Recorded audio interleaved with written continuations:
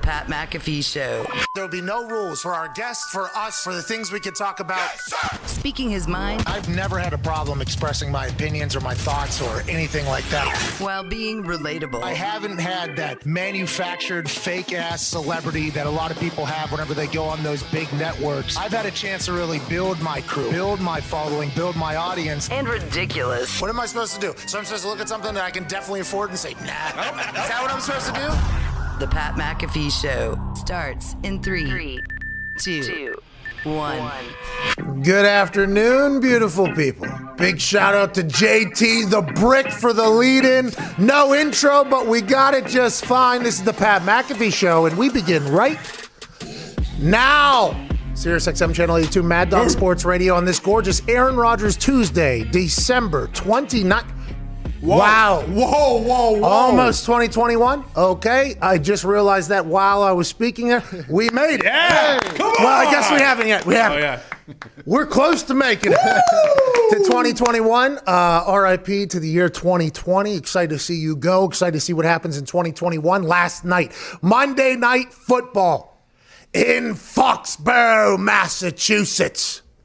The Buffalo Bills absolutely gangbanged the New England Patriots last night. I mean, Stephon Diggs and Josh Allen seem to be on the same page at all times. It has been awesome to watch that Buffalo Bills team come into their own. Now, at the beginning of the season, talking about the Buffalo Bills, if you said anything at all that wasn't 100% for the Buffalo Bills, Bills Mafia was going to come after you. I know that because I said that Aaron Rodgers, a couple other guys, maybe a little bit better than Josh Allen at the moment, but it's nice to see Josh Allen getting better leaps and bounds each year, which is what he has done each year in the NFL. He has just gotten much, much better. At the beginning of the season, I said I thought Aaron Rodgers was the best quarterback, best player on earth, going to win the MVP, and Bills Mafia was coming after me. And although I did take some heat on the internet, I respected and appreciated the fact that Bills Mafia was coming to bat for Josh Allen. I respected and appreciated the fact that Bills Mafia knew that the door was open in the AFC East after the big bad wolf Tom Brady left town. Bill Belichick's boys had 9 opt-outs. I loved and respected the fact that Bills Mafia knew that this was their time. And if anybody wasn't saying that at the beginning of the year, they were going to attack. Then there was a little bit of a slump, a little bit of a fall off for the Buffalo Bills. They went out of the relevance of conversation. Everything else was getting talked about. The Miami Dolphins became the hot team to talk about in the AFC East. And then here in the last 4 or 5 weeks, the Buffalo Bills have been absolutely fantastic. Last night, Josh Allen, with a rocket launcher attached to his right shoulder, was slinging the ball all over the yard, and the Patriots looked lost. There was even a very odd timeout that was called after a touchdown play was started for the Buffalo Bills, and Josh Allen didn't seem rattled at all. Bill Belichick seemed to be operating a little bit in Bill Belichick fashion. Maybe that timeout was just at the very last second in the middle of a game, which very rarely happens. But all these things started happening. Maybe even the challenge or a rule that got fucked up or a ref fucking up last night. Josh Allen was calm, cool, and collected. Stephon Diggs was getting shit talked by a guy named Jackson who should have been in the Pro Bowl, and you actually saw Stephon Diggs point in his face and say, "You're going to fucking regret that." And he did, by the way. The rest of the night, all Stephon Diggs was seen doing was running right past that guy who was a fellow Maryland Terp, I guess. That Buffalo Bills team, I don't think they have a worry about anything at all. They're enjoying themselves on the offensive side of the ball, obviously. Defensive side of the ball is hungry. Special teams, Tyler Big Ball's Bass kicks the hell out of it. That Buffalo Bills team is excited for an AFC playoff run, and I don't think they care who they're going to have to face. I feel like that team, especially after talking to Josh Allen, is not content, not happy with where they're at. Seems like McDermott's got a squad that's ready to go. And last night, those of us, I think it was 82% of the people that bet on the game who hammered the Bills -7, cashed in mightily.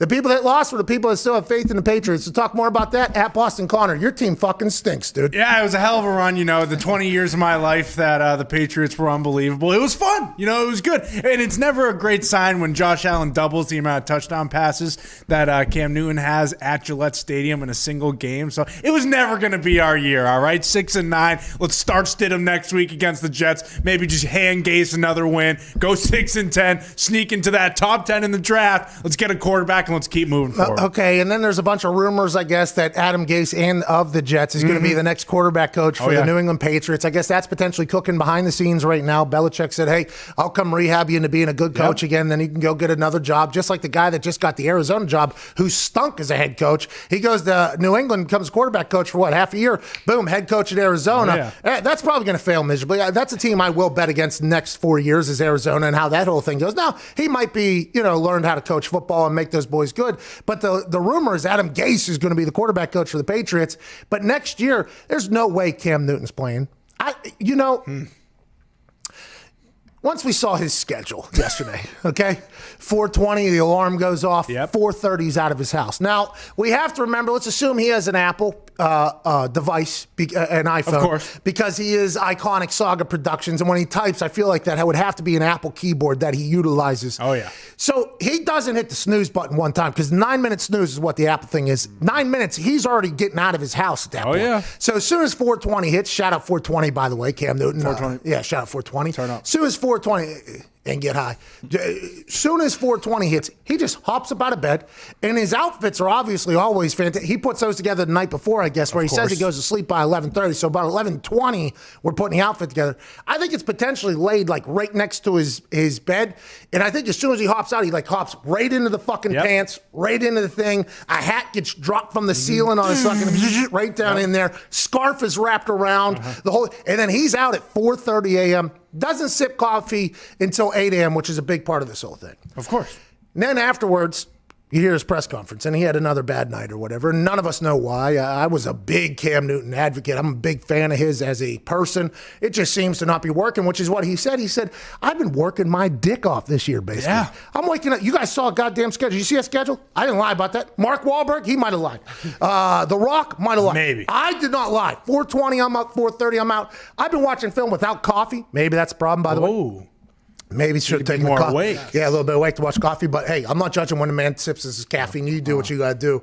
But he said, I'm working my ass off. I'm buying in. I'm doing all this. I'm playing bad. What if Cam Newton's just not supposed to be this type of morning guy? Like, what if this isn't what Cam Newton's supposed to be? Like, I've tried it a couple of times. I get on this big motivational kick. It would normally happen on January 1st, but I'm giving myself this speech right now 2 days beforehand to let me know, don't try it. I'll get on this big kick. Like, you know what? I'm going to fucking wake up early.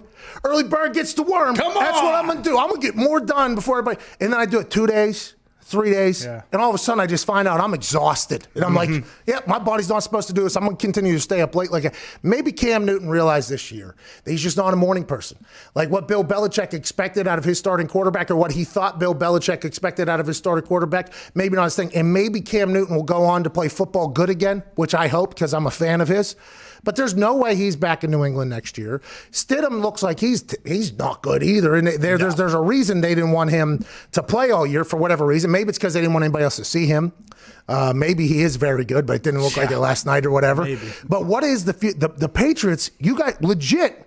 You guys might stink for the next 10 years. Like might stink for 10 years, it feels. Because Belichick, he's not going to go out like this, right? Unless he retires, Absolutely and then it'll be a whole new thought of what goes on. Welcome back to the dice roll of whether or not you're going to get a good GM and a good coach again, because that fucking fails in a lot of places. But I don't know what's going to happen up there in New England. That was a sad sight to see last night. Just as somebody who loves football. Oh, yeah. Love Belichick.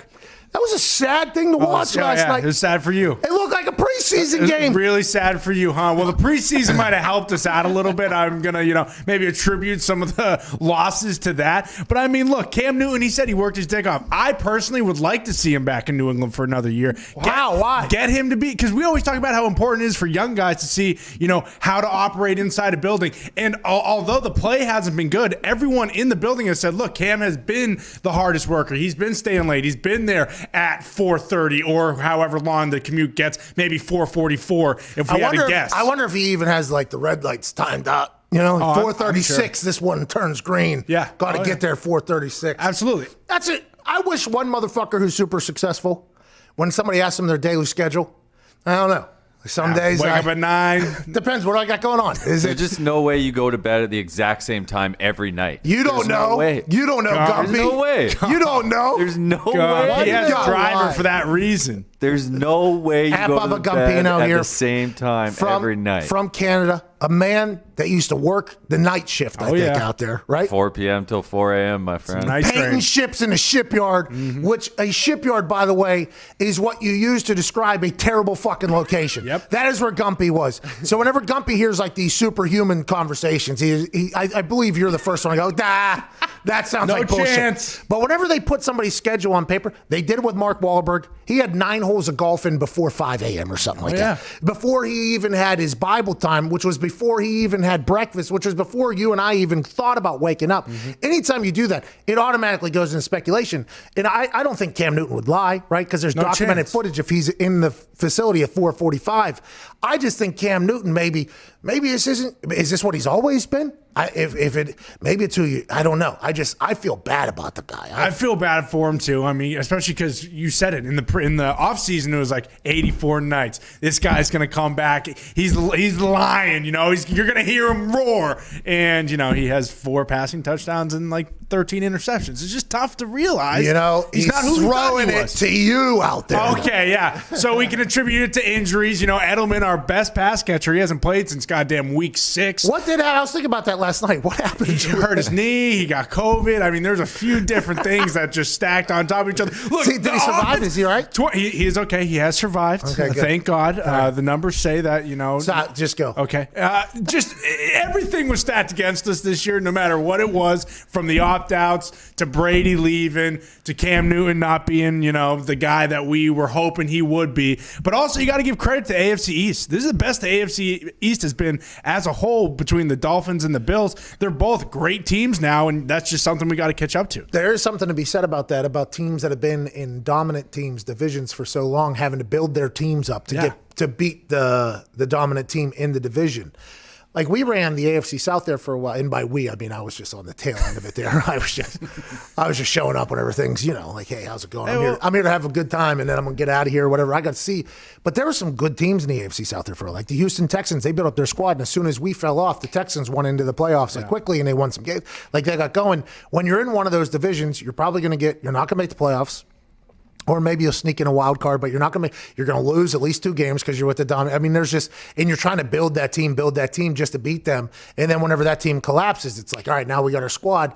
I'll be intrigued to see how because they look like they're a team that's going to be good for a long time. Oh, yeah. Stephon Diggs and Josh Allen, if you listen to the commentators last night, which I assume a lot of people did, obviously. Or is muted like mine. No, well, see, you don't have. That's on, why I had to be dude. very careful with how I described that, because I knew that old camouflage Pat over there. Well, you know, look, hey, I had to mute it because I've just grown numb to it. I can't deal with it anymore. I got to watch that team and listen to those guys. Yeah, all right. The opinions of the man in camouflage who is a Patriots stooge do not reflect that of his employer or of his peers. I mean, some of his peers, but not of his employer.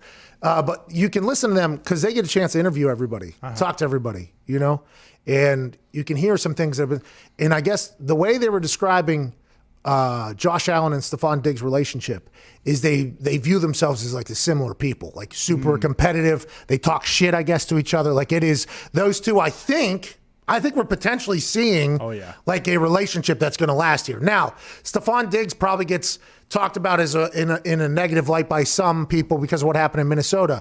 I was very vocal last year, not that Stephon Diggs was a problem, but I thought Stephon Diggs had a problem with Minnesota. I never know why somebody's pissed off at somebody else, because I think anytime you assume that it's this person's fault as opposed to this person's fault, and you don't know what's going on behind closed doors, like that's a bad thing to do. So I didn't know Kirk Cousins at the time. He's been on the show one time, and I didn't know Stephon Diggs. So I didn't want to say why it seemed like those two were getting after it. I just was saying there's a problem in Minnesota. He was throwing his helmet. And whenever they were in the lead in a playoff game, there was some other situation that happened. Then in the offseason, he was training in like Cardinals gear. He took out it was like very obvious. So I think the natural reaction by a lot of people is that, Stephon Diggs is a problem. And well, maybe Stephon Diggs just had a problem with something that was in Minnesota. I'm not saying it was Kirk. I'm not saying it was any of his teammates. Maybe it was a front office member. Maybe it was a coach. You have no idea. But it feels like Stephon, Josh Allen are going to be a tag team that is going to run for the next few years. And I'm pumped about it. Stephon looked like he was running at a different speed than everybody else last night. He looked faster than any human I've ever seen. He looked like he was running like Tyreek Hill last night. Josh Allen was so comfortable. Now, granted, not a lot of pass rush. You guys were rushing 3 there for a while, and that's really nice. But if you have a guy like Stephon Diggs who's really fast, he can find and kind of get himself open there. I mean, interesting decision, but I mean, you got to do what you got. We can't do anything on defense to begin with, so it doesn't matter if we rush 10 guys. But he looked like a dude. Josh Allen sitting back there, the throws he was making, the clearing out with the post and then the crossing route to Stephon Diggs' touchdown, like he knew that was clearing out. That guy was still in his eyesight, but he had flipped his hips a little bit, and Josh knew that guy was going to bail with the go route or whatever. So it was like, it just feels like that team is awesome. And I'm pumped for Buffalo. They gave the number 8,000 people were at the airport for them last night. It looked like 38,000. I'm pumped for Buffalo, pumped for the Bills. And next week they're playing the Dolphins. Yeah, they're hot right now. They're playing great football. What they should do is just rest up, Yeah. Take the last week off. And that's what Dolphins fans want. It's just for the Bills, too. Oh, because you're looking out for the Bills. Yeah, and Gumpy's a diehard Dolphins fan, so you have to remember that. But if the Dolphins win, they're in. But they play the Bills. The Bills now, if the Bills lose and the Steelers win, the Steelers will jump to the 2 seed, which plays the 7th seed. 3 seed plays the 6th seed, obviously, and then 4 and 5 play against each other in the playoffs. I don't think the Bills care. And I'll tell you who definitely doesn't care. The Pittsburgh Steelers, I think they're just assuming, let's go with the number 3 seed. They're gonna have Mason Rudolph play this weekend, has been announced by @RapSheet Ian Rappaport.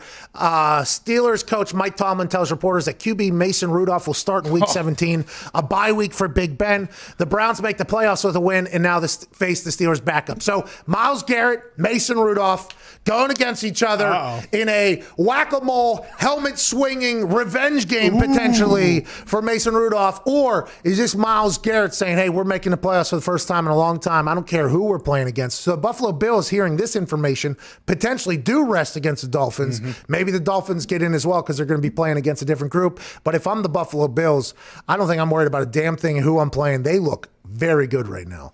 Mason Rudolph, though, for the Pittsburgh Steelers, that team's going to stink. Oh, they're going to be so bad. Mason Rudolph beats the Browns, knocks them out of the playoffs. You're in a bad spot, Browns.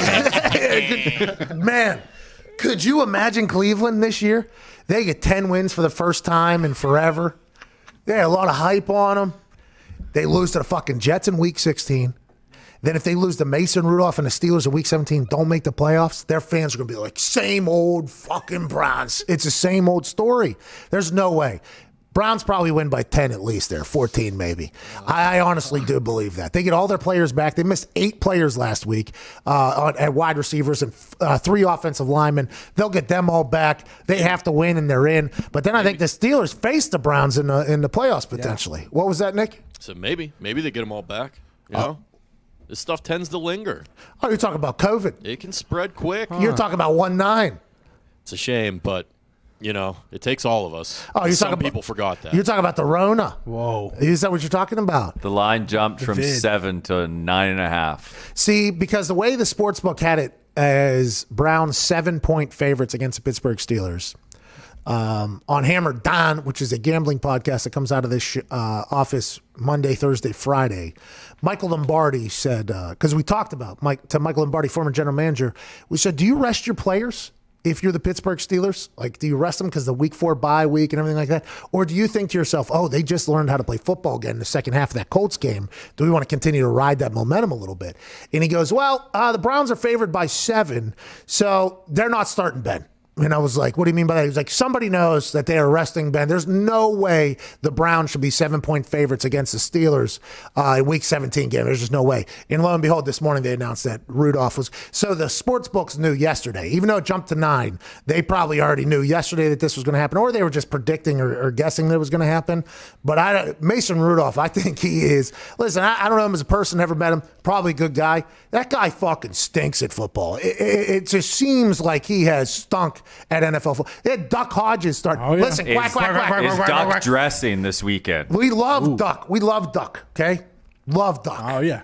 won games last year. But Mason got benched for Duck last year, and Duck was throwing the ball like 6 times a game, I think, at some point. I mean, it was, unless Mason Rudolph got incredibly better during these Zoom calls this offseason, if you're a Steelers fan, are you just not watching this game? Is that what you're doing, Nick? Are you just not watching? No, I mean, it's the Browns, so we're Yeah, but your team doesn't care. Your team at all. Like, yeah, we'll lose the Browns. Finally figure out how to play football again. Let's just take them out, and then we'll just reset this whole process. Listen, I'm not Evan Fox. I'm not just going to turn the game off when things go south. We're going to watch. We're going to enjoy it, win or lose, because we're going to the playoffs, and the Browns might not be. Could you imagine if Mason fucking Rudolph beats the Browns, dude? Oh, there's no chance. There's no chance. As a Lions fan who is, the Lions are very similar to the Browns, I would be so scared of Mason Rudolph right now. If you're a Browns There's fan? a reason people say same old Lions or same old Brownies, and this is exactly why, because they will lose to Mason Rudolph in Week 17. I think we might be doing a little recency bias here. They're not. Okay?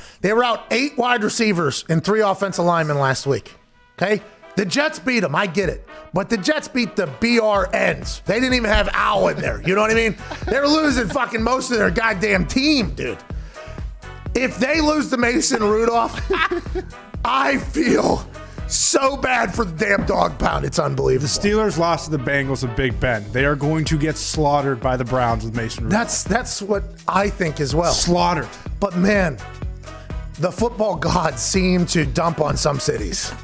And this would be a massive shit on Cleveland. Ben and the God did, in fact, come together last week at halftime.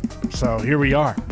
I'm happy it was Ben and God coming together and not everything else you guys have been saying. Well, they came together and they, We got to get came to a all break. over. A man who got tackled by that guy that was just speaking. A.J. Dillon, rookie running back for the Packers, will be joining us on the other side. Also today, we have Ryan Clark in the second hour and Aaron Rodgers in the third hour. Plus your phone calls, 1-888-MAD-DOG-6. A.J. Dillon joins us on the other side. Can't wait to chat with him about his massive Sunday night and his game in high school against BBN. And Connor Campbell flying around in the backfield. Hell yeah! It's the Pat McAfee Show Aaron Rodgers Tuesday, December 29th, 2020.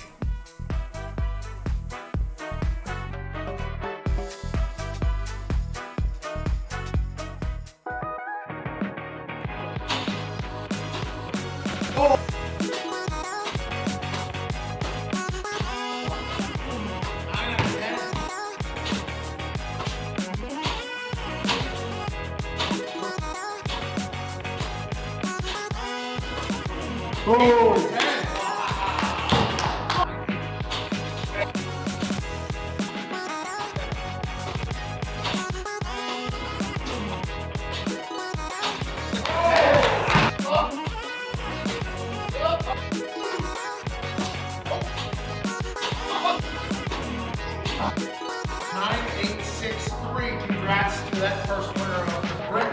9863. We will now move on to the next obscure challenge to find 4 random numbers.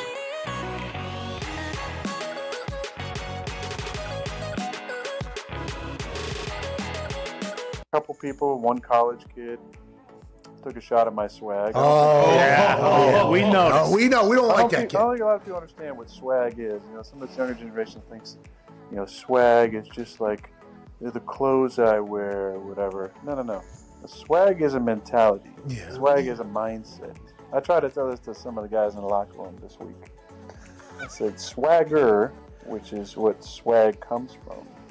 Swagger is a mindset. Swagger isn't that you have a Supreme backpack on. Or that you have your shoes, unlaced walking around with, you got your new Louis fanny pack that you make sure it's not worn at your waist, it's worn over your shoulder. That's not swag. That's not swagger. That's fashion choices. True swag is owning your inner essence. It's a mindset. Mm-hmm. And my essence on the field is that I feel like I'm a throwback player and I'm a tough guy.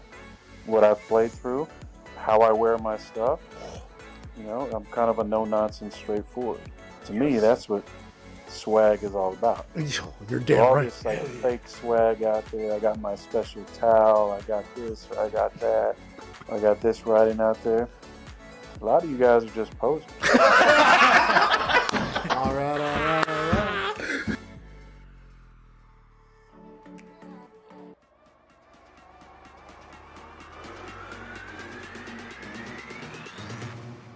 Dance with me.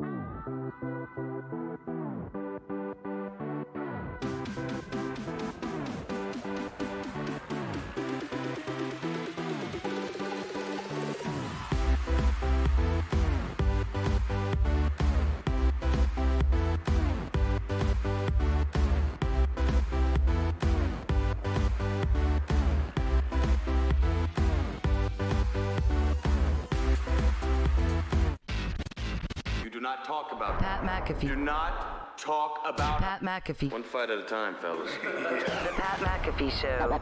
That's right. If you're a business owner, you don't need us to tell you that running a business is tough. But you might be making it harder on yourself than necessary. Don't let QuickBooks and spreadsheets slow you down anymore. It's time to upgrade to NetSuite. Stop paying for multiple systems that don't give you the information you need when you need it. Ditch the spreadsheets and all the stupid software you've outgrown. Now is the time to upgrade to NetSuite by Oracle, the world's #1 cloud business system. NetSuite gives you visibility and control over your financials, HR, inventory, e-commerce, and more. Everything you need all in one place instantaneously, whether you're doing $1 million or hundreds of millions in revenue. Save time and money with NetSuite. Join the over 22,000 companies using NetSuite right now. Let NetSuite show you how they'll benefit your business with a free product tour at netsuite.com/Pat. Schedule your free product tour right now at netsuite.com/Pat.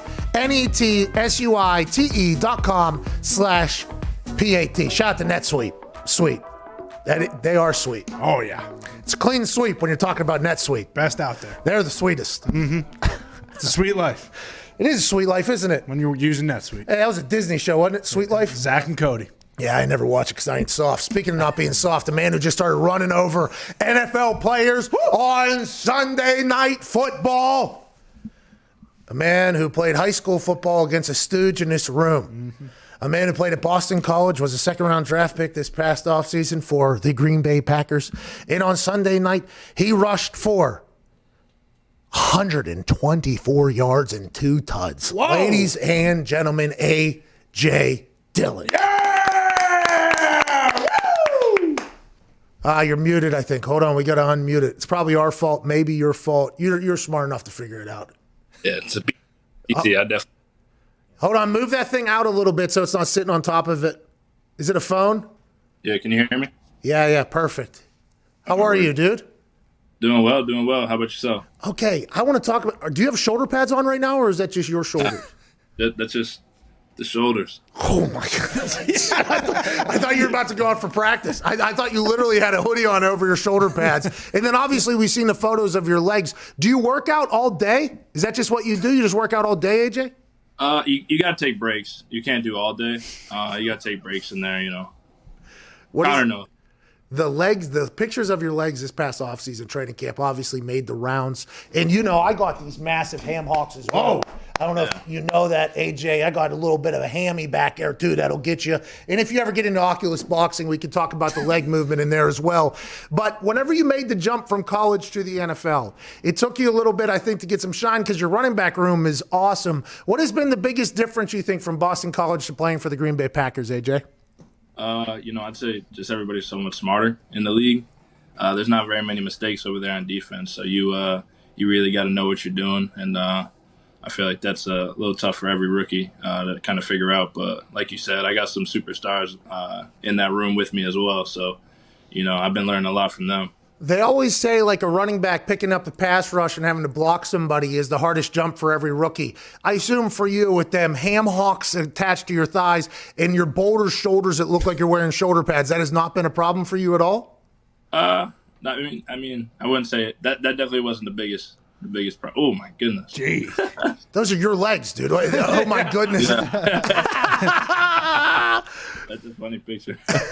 Well, I think it was zoomed in. It's weirdos in the back there. Yeah, It's a little creepy there. But has it been hard at all physically for you, or do you think your body's been built for the NFL? I definitely thought when I left BC, I was ready to, play at this level. There's still some things I got to work on, obviously, but going back to those high school days, man, nobody could tackle me there. And That's right. Same now. When did they call you the sauce? Was it in high school? Yeah, no, that was in college at BC. I just loved applesauce, and so I'd walk down the dorm and I'd be just chugging a thing of applesauce. And there'd be games and people would chuck them down to the sideline. I would just, we had to keep it PG, so it was no beer or anything. But I'd, slam my applesauce or something. You would stone cold applesauce. Do you still like applesauce to this day? Yeah, love it. Man, you should get one of them. What is it? Muscleman? No. What are the applesauces? Mott's. Yeah, Mott's. there it is. Is that the Mott's? Is that your favorite applesauce? Is Mott's? Yeah, there's one of them for sure. Oh, smart. Keep it open. Whoever wants to sponsor you. That's a good idea. What you just did there. Let's get back to the high school days. Okay. Yeah. Whenever you got drafted to the Packers, Mm-hmm. A.J. Dillon, running back from Boston College. A.J. Dillon gets drafted. We have a stooge in here, and you've seen him on the internet now. You've got a chance to hear about this man. As soon as you got drafted, he goes, I played high school football against that guy. Yeah. And we go, oh, that's awesome. How was he? He goes, well, there was this one time. All right. And he starts, he gets real animated. Okay. He gets real animated. He was like, AJ came in. I met him at the hole. I drove him all the way out of bounds. I was like, you did that. Yeah. And then just a couple weeks later, or maybe like a month or two later, your quad started getting pictures on the internet. And I go to Connor. I go, Connor, that man with those legs, you met him in the hole and you drove him out of bounds. That's right. In the hole. Yeah, oh yeah, That's exactly. right. That's right. So as these videos started to unfold here over the last couple of days, we've realized immensely that this man has been lying. No. But you two did have a couple run-ins. Do we have the videos here? AJ, do you remember this game? Yeah. So this was his third senior year. Yeah. This was my freshman year. Freshman. I've always said that. So you were 12 years old in this, basically, playing against a 19-year-old at this point. Pretty much. So where were you from? What school did you play for? Yeah, so that's Lawrence Academy. It's in Groton, Mass. And we played against Connor School a bunch. But my 4 years there, we had 3 ISL championships. No big Not deal. to rub it in. Yeah, well, I won the mean- league 3 times. No big deal. Yeah, the 1 year he didn't win it was when I was there. So, When I you're wonder 6 why. years. You know? When you're I wonder 6 why. years. You know? So those private schools up there are a big deal, though, right? Huge. Now, were you from the Massachusetts area up there? I'm from Connecticut, but it's like an hour and a half drive. BC, was that the only school that offered you, or how'd you end up at Boston College? No, I had a bunch of offers coming out. I was originally committed to Michigan, and then, I just decided that BC was like the best place for me, like overall. What was your major? That's a good school, right? Isn't it? Yeah, my major's communication. Smart. That's what I did too. Yeah. I mean, in West Virginia, it's the same as Boston College, anyways. What do you got, Connor? What do you got? Hey, AJ, first of all, thank you for representing the greatest high school football league in the country, the ISL and the NFL. Jesus. But That's something we can agree on. Oh, yeah. Okay. Exactly. But also, we always talk about how you guys have to actually ride to your practice field. Who do you ride with, and have there ever been like any funny moments from doing that? Yeah, so I normally drive over myself, but people hop in there with me. I can't really think of any like specific funny memory, but just sometimes, especially now that it's getting a lot colder. So when we're done with practice and everybody hops in the car and it gets all foggy and you can't see anything. Oh, yeah. It's only a 30-second drive, but you got to roll down the windows in the cold because it's all fogged up. Sauce, what are you driving? Did you buy anything nice with that second round money? No, I didn't buy anything. Right now I got a little deal with a dealership out here. I got a Toyota. Oh, hey, you keep running those things. Hey, you keep running people over like you did on Sunday night. You might get up to a RAV4. Whoa. I might get one of those. That'd be good. Fingers crossed. Yeah. How'd you feel Sunday night though? That had to be the culmination of a lot of dreams, I'd assume, right? Yeah. I felt great. First time really getting a lot of action out there, and after the first couple carries, I started to get into like a rhythm.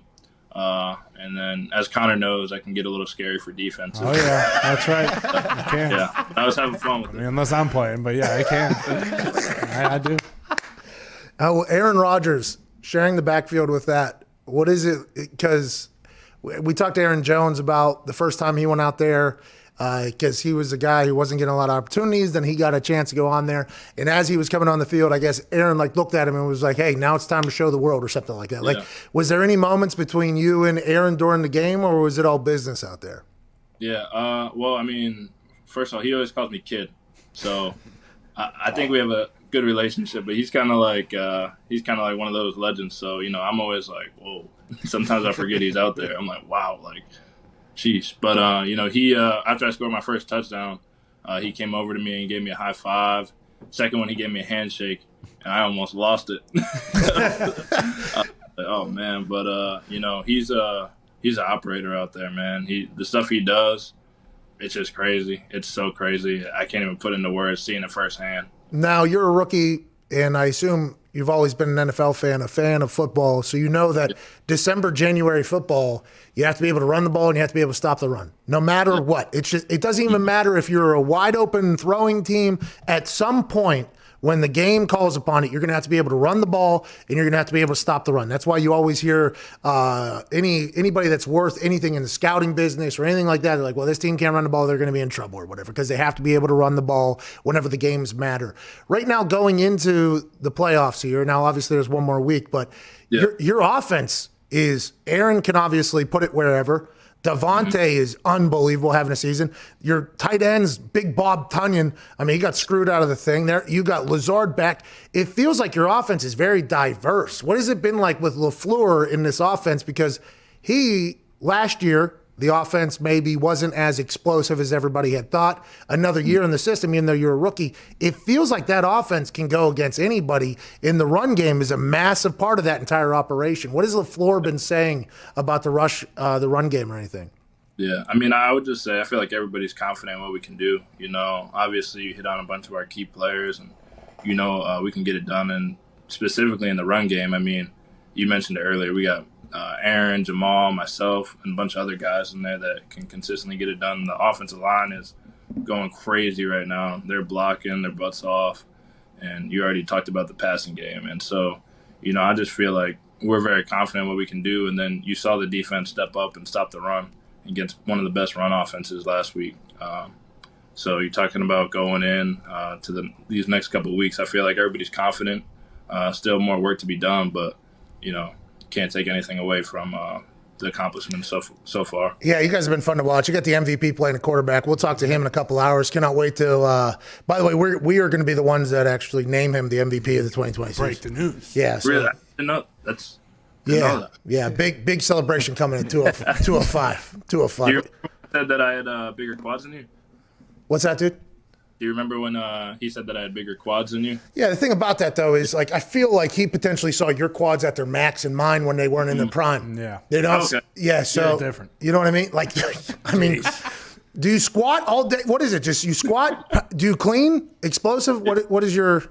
It's the squats and the applesauce. Oh. I'll tell you what. It's a combination. You're going to get kids, or you're going to get parents that want their kids to get scholarships in football, just bonging applesauce. Need you to get your legs going a little bit. I like the sauce. Are you at your house right now or at the facility? No, I'm at my house. Yeah. What's that drawing in the back there behind over your shoulder there? Oh, it's J. Cole. So, oh, wait, there it goes. This is my one of my buddies. He's in Boston, actually, Shane Leonard. He made that for me, and I got it out here in Green Bay. Favorite rapper? J. Cole, obvious. Is that your favorite rapper? Yeah, that's my favorite artist, yeah. You only listen to music? Or rap music? No, I listen to most of everything. I don't listen to, heavy metal, but I listen to a little bit of everything. That's tough. Heavy metal's tough, dude. Heavy metal is very tough. Not for me. I need words. Hey, some mumble rappers have ruined that, too, in the rap game as well. But yeah. My brother was a drummer for what were you guys considered? A scream metal band? heavy metal. No. I mean, they were screaming. They were a lot of screaming. There's words in there. There's words in there. He had the double pedal for the bass drum. Whoa! I went to a concert one time. I go back and he was just running for fucking an hour and a half. It was just and the guy in the front's name was Broken Wings. He's like, ah! It's fucking wild. So I'm out on heavy metal as well. I don't know. You just sold it for me. I might be in on it. Live concerts much better, I think, than just listening. Yeah, for sure. So you can watch the drummer just run a marathon back there. I was so impressed. Connor, what do you got? AJ, it came out that Matt LaFleur, during like stretching and warm-ups, came up to you and said, hey, we're going to go to you today. When that happens, are you kind of surprised, taken back, or are you just always ready to go? And also, how much more fun is it to play in the snow at Lambeau? Yeah. Well, first off, like when he first came up and kind of told me that I was going to be in the game plan, I was fired up. I was prepared, right, and prepared to go. And so I was like, all right, I finally got my opportunity. Got to make the most of it.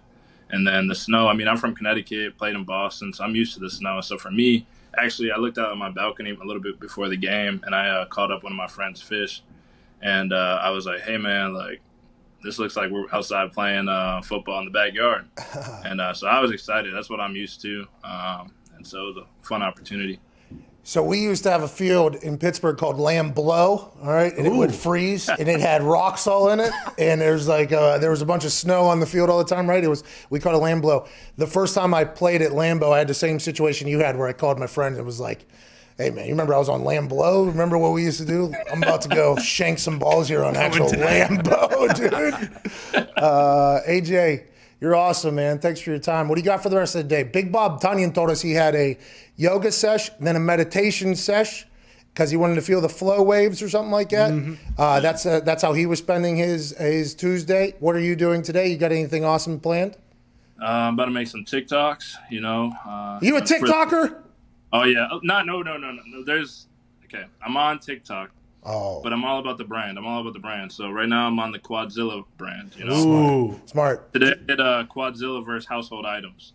So I took some stuff around my house, had them out to the quads. You would like it. You would love it, actually. It sounds like good TikToks. It does sound like good TikToks. By the way, another one you should go with, Quad Father.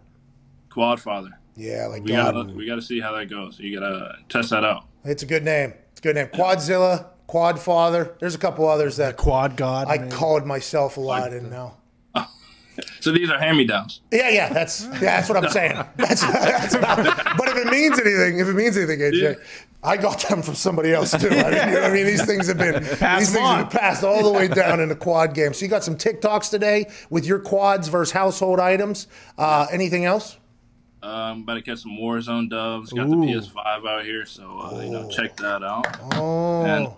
And then get ready for practice tomorrow. Hey, did you hear what Booger said last night about young athletes trying to build their brand getting into the NFL?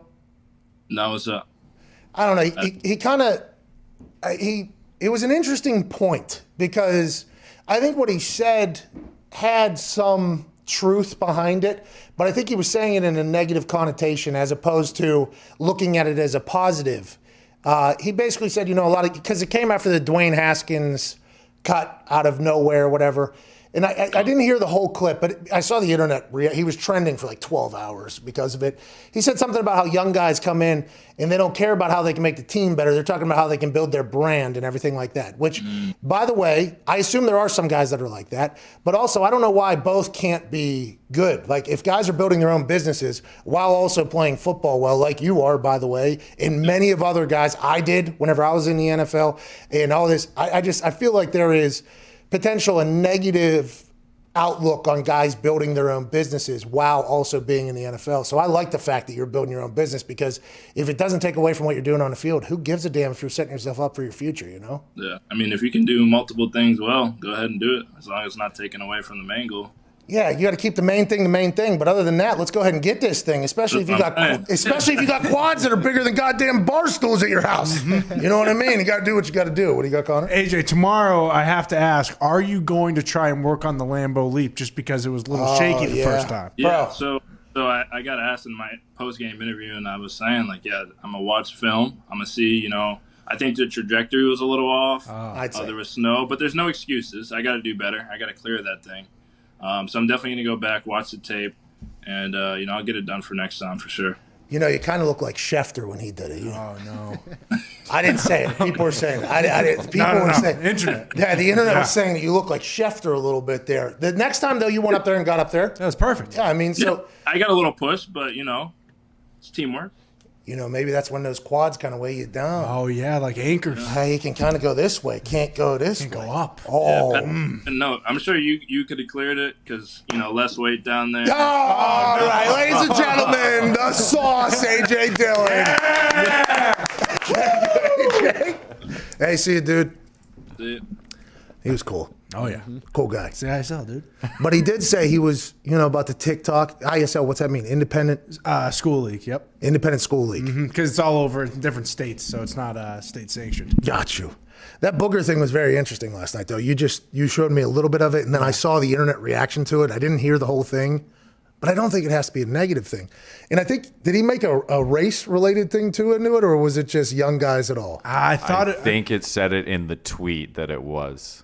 I'm not positive, though. Because, I feel like I did a pretty good job of building a brand, and I'm the whitest.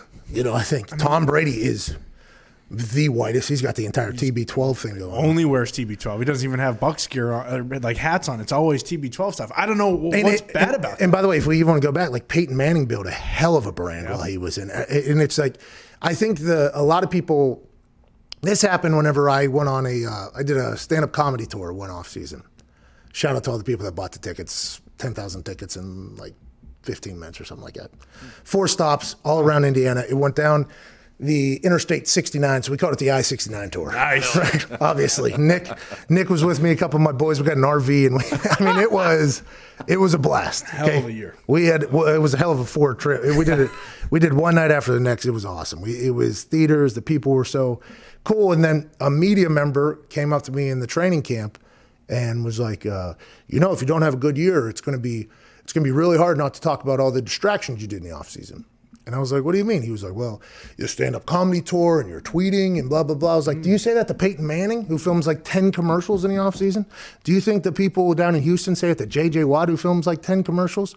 Or are you just saying it strictly because whenever you look at Peyton, you realize you couldn't be Peyton? When you look at J.J., you realize you couldn't be J.J. But when you look at me, you potentially see somebody that is a very relatable-looking person that is also making business for themselves. And because somebody else didn't choose it for me, I chose it for myself. Is that why you come to me? He was like, no, I'm just saying, I would say that to Peyton, too, if he was to ever drop off or whatever. I was like, well, it sounds like a bunch of bullshit. So the thing for me is whenever guys create their own avenues, it seems like people get upset about it because the long way of doing things for a long time was people pick and choose who gets to do stuff. So whenever you kind of debunk that, which a lot of young guys are now, and I'm not saying that all young guys should be building their brand. I think you should worry about being good at football first because that is going to make you the most money and give you the biggest platform if that's what you're worried about. Like a lot of people think I came into the NFL I was not at all. Like at the beginning, by the way, I sucked at punting. I didn't know how to punt. I wasn't good enough to be on the team I was at. Once I got good, then I was like, all right, here we go. Now we're going to go ahead and do this whole thing. But I don't have a problem with guys building their own brands because they're setting themselves up for their future. But once it starts distracting from the main thing, like AJ Dillon said, then it becomes a problem. Then if you get labeled a distraction, you can't be mad about it because you kind of set yourself up for that. But with setting yourself up for that, now you have a business potentially that you can go with. Like for instance, Juju. Who knows what Juju is going to do after this year? Yeah. I'd assume he's not going to be with the Steelers next year. No way. No. Will he go to another team? Maybe. Does he want to go to another team? Who knows? He's huge. He's making a lot of money off the field. Does he want to continue to play? I'm not. But it's just, if you start getting ridiculed for that, now at least you have a platform that you can go with, which is what a lot of guys think. But you should be able to handle both. Like if you're going to be in the NFL, Lombardi and I talked about this yesterday. Everybody wants to be a Lion until it comes time to do what Lions have to do. Everybody wants to say they're in the NFL, but to stay in the NFL, there's a whole different world. So as long as you're doing all that, I don't think it's a problem. Now, if you don't, then it is a problem. And I feel like there's a lot less guys that don't handle their business that are a distraction off the field, as opposed to the guys that are handling their business while also building their brand. So I just don't like the fact that it was like kind of in a negative but I don't know. I didn't listen to the whole thing, so I can't talk about it. Nick, what's up? So I just went back and listened to it, and he starts it off saying specifically, I'm talking to African-American players, and he says they come into this league thinking the wrong thing. They come in not thinking, how can I be a better player? How can I be a better teammate? How can I make this organization better? They come in thinking, how can I build a brand for myself? Jeez. Jeez Louise. I mean, it's all about making the most of your opportunity, right? Like, if you're good at other things, why not try and build those things while you have the most eyes on your platform? Hey, as long as it doesn't affect your work. Of course, yeah. As long as it doesn't affect your work. Taking care of business. It's a fine line, right? Because everything you cited there yourself, Peyton, Tom, you guys all started once you were established as players. So the NFL stands for not for long. Yep. Right? Like National Football League, I get it. But the old thing is not for long. So if guys are trying to make the most of it, while also, I don't know, I could see how you could potentially not be happy about it because it's different than what it has been like for a long, long time. But man, I feel like business after football, what was that thing? 80% of people, 80% of NFL players file for bankruptcy or go broke within like 2 years of retiring or something like that. It's like if guys are building their own brands and businesses. But it's not like Dwayne Haskins was big on social media or anything. Yeah, he wasn't really building his brand. Yeah, he didn't have a brand anyways. Yeah, I don't. Unless he does, he might be on TikTok. We should have asked AJ. True. Somebody asked Billy Tubes if he's part of that crew. Yeah, Billy Tubes is a TikToker. Unless he's opening a strip club. Oh. Maybe he was doing market research. An adult ballet. All adds up. It all adds up. Let's go to Jeff in Idaho. What's going on, Jeff? Dewey's Ballerinas. Hey, what's going on, Pat and the boys? Yeah, it could be. Hey, just hanging out. How are you, bub? I'm doing all right. Just working right now. What are you doing, man? What do you do for a living over there in Idaho? Something with potatoes? No, man. Actually, I delivered DoorDash, delivering that sweet smokehouse from Arby's right now. Use promo code MEATS, get free delivery on DoorDash. We appreciate your work being Santa Claus for the tummy all off season. What do you want to talk about, pal? Hey, so I've got some stats I want to throw out and then a question. So real quick, we got Troy Smith, Ohio State, 4-4 in his career, out after 2010. Terrell Pryor, 6 teams out of the league. Braxton Miller, injury-wise, Cardell Jones. Now you got Dwayne Haskins. Should teams be weary of taking Justin Fields? Because it seems like Ohio State quarterbacks don't seem to pan out very well in the NFL. That's a great question, Jeff. And I could see how those trends would kind of point that way. And Braxton played wide receiver. Yeah, he ended up being a great wide receiver. Yeah. He was a good slot So receiver. Terrell Pryor. Down in Houston, yeah. Terrell Pryor was quarterback for who? Oakland? Yeah, Oakland. Then he was wide receiver with Washington. Yep. And then the Jets too, right? Browns as well. Browns, yep. Yeah, he bounces around a little bit. He's a Western Pennsylvania guy. He took a shot at me one time, I think. Oh, is that right? I don't remember if it was a shot or if I perceived it as a shot. Huh. Probably perceived it as a shot. Yeah, you never know, though. I mean, No. Michael, I guess on this day in history, Jordan dropped 51 as a 38-year-old or something like that. And one of the quotes in the video I was watching on Bleacher Report was that they were probably talking about I was old or something. I took that personally. Like even at 38, he was getting pissed off. Legend. Imagine stepping onto a golf course against Jordan and being like, I heard you stink at golf. And him just being like, this motherfucker. That's all I needed, pal. I'm going to hit this ball further than I ever did because you think I fucking stink like that. And it's Jordan's course, too. I mean, it's tailored to his skills, so you got no chance no matter what. I feel like that I'm potentially a little bit that way, too, as I perceived a slight from somebody, even if it potentially wasn't. But Justin Fields, I think, could potentially be different. But after watching that Big Ten game, I don't know, man. Listen, if you're a vegan, do your thing, okay? I don't necessarily love, and this is going to sound so close-minded here, but he threw, 45 touchdowns and 2 interceptions last year? Yeah. And then offseason, he's like, I'm going to change everything about my life, basically. I'm going to change everything that goes into my body. I'm going to do the whole thing. For me, I just don't. Now, I'm a big, if it's not broke, don't fix it guy. But he seems to have got leaner, thinner. He seems to be playing football great. They only played 6 games. Big Ten championship, not his best day, but everybody's going to have a bad day. But I think it's impossible to judge whether or not a college quarterback is going to be a good NFL quarterback. Even for the greats, you have no idea. I mean, Andrew panned out because everybody thought he was going to, and he played well. Didn't have as long as a career as everybody thought. Peyton panned out. Everybody thought he was going to be good. But there are plenty of quarterbacks that get drafted. Everybody thinks he'll be good and just aren't good for whatever reason. And there's some guys that are supposed to stink and are really good. It's a very difficult position with a lot of shit going in there, and a lot of it's in between the years. So will they be able to figure it out or not? Nobody knows. Is Justin Fields in between the years going to be an NFL quarterback? Nobody has a fucking clue until it happens. They said all that about Bama quarterbacks too before Tua, and then Tua came in and he's been pretty good. And you can't really say that anymore. And now Mac Jones is getting all this push as well. Cam Newton went vegan too. I'm not making fun of anybody that goes vegan, okay? You do whatever you... I was going to go vegan at one point, and then I decided I love Arby's too fucking much. Hell yeah! Hour one's wrapping up on the other side. We'll have some phone calls and more BS. It's the Pat McAfee Show, Sirius XM.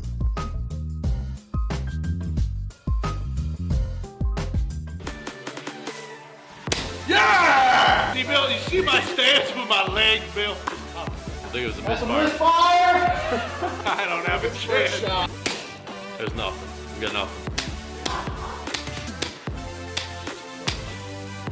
Weapon, it only enters the deep. The gun can only be wielded.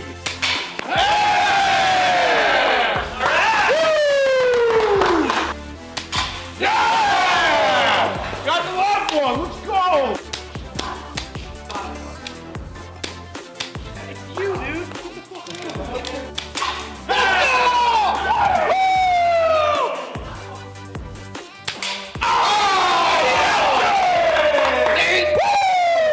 Because I needed that bullet in there, son. 2339. Congrats to whoever put that out there. Now on to the next ridiculously dumb, probably not functioning event to pick the next four numbers.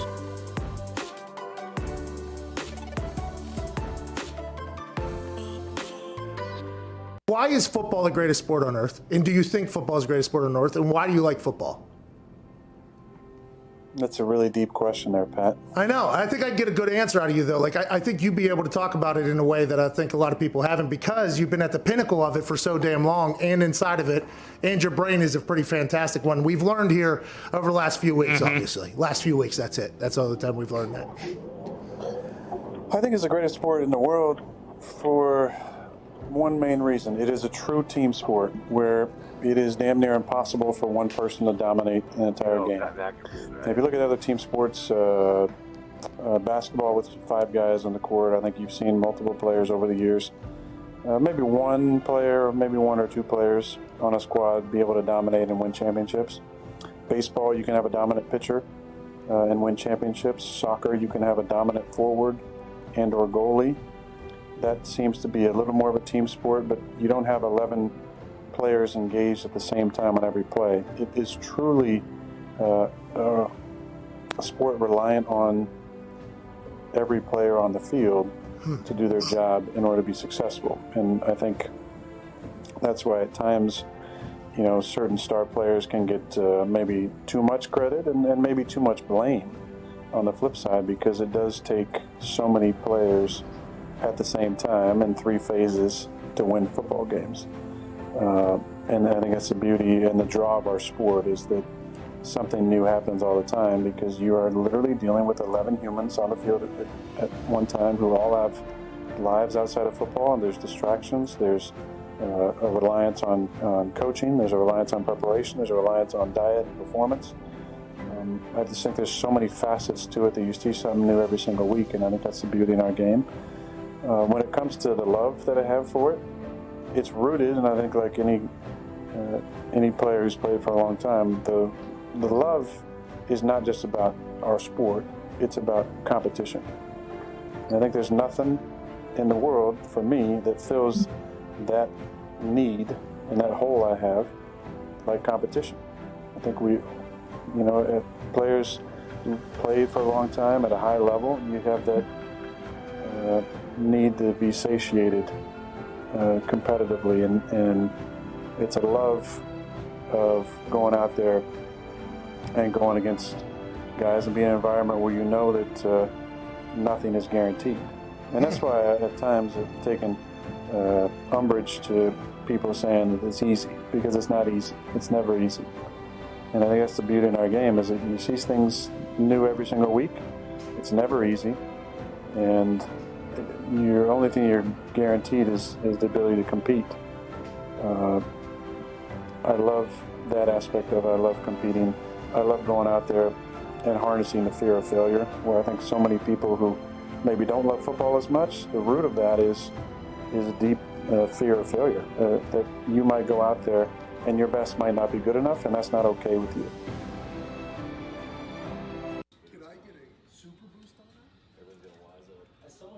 I I know you've been fighting and boxing Foxy, dude. for rounds I can't and even wipe my rounds. ass at this point. All right, but I figured it'd be a good time to challenge isn't you that clever? into a $100 money shot for the people. I literally just got done shitting, and I told you I can't even wipe my ass with how tight my shoulders are from all my boxing matches. You're an undefeated boxer. You can make a little jump shot. Damn, I did get knocked to the canvas this morning, but I got back up. Good job. It was nice to hear. All right, let's go.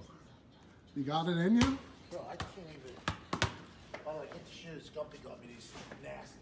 Those are nice. Oh my God. I don't know, dude. The whole body hurts.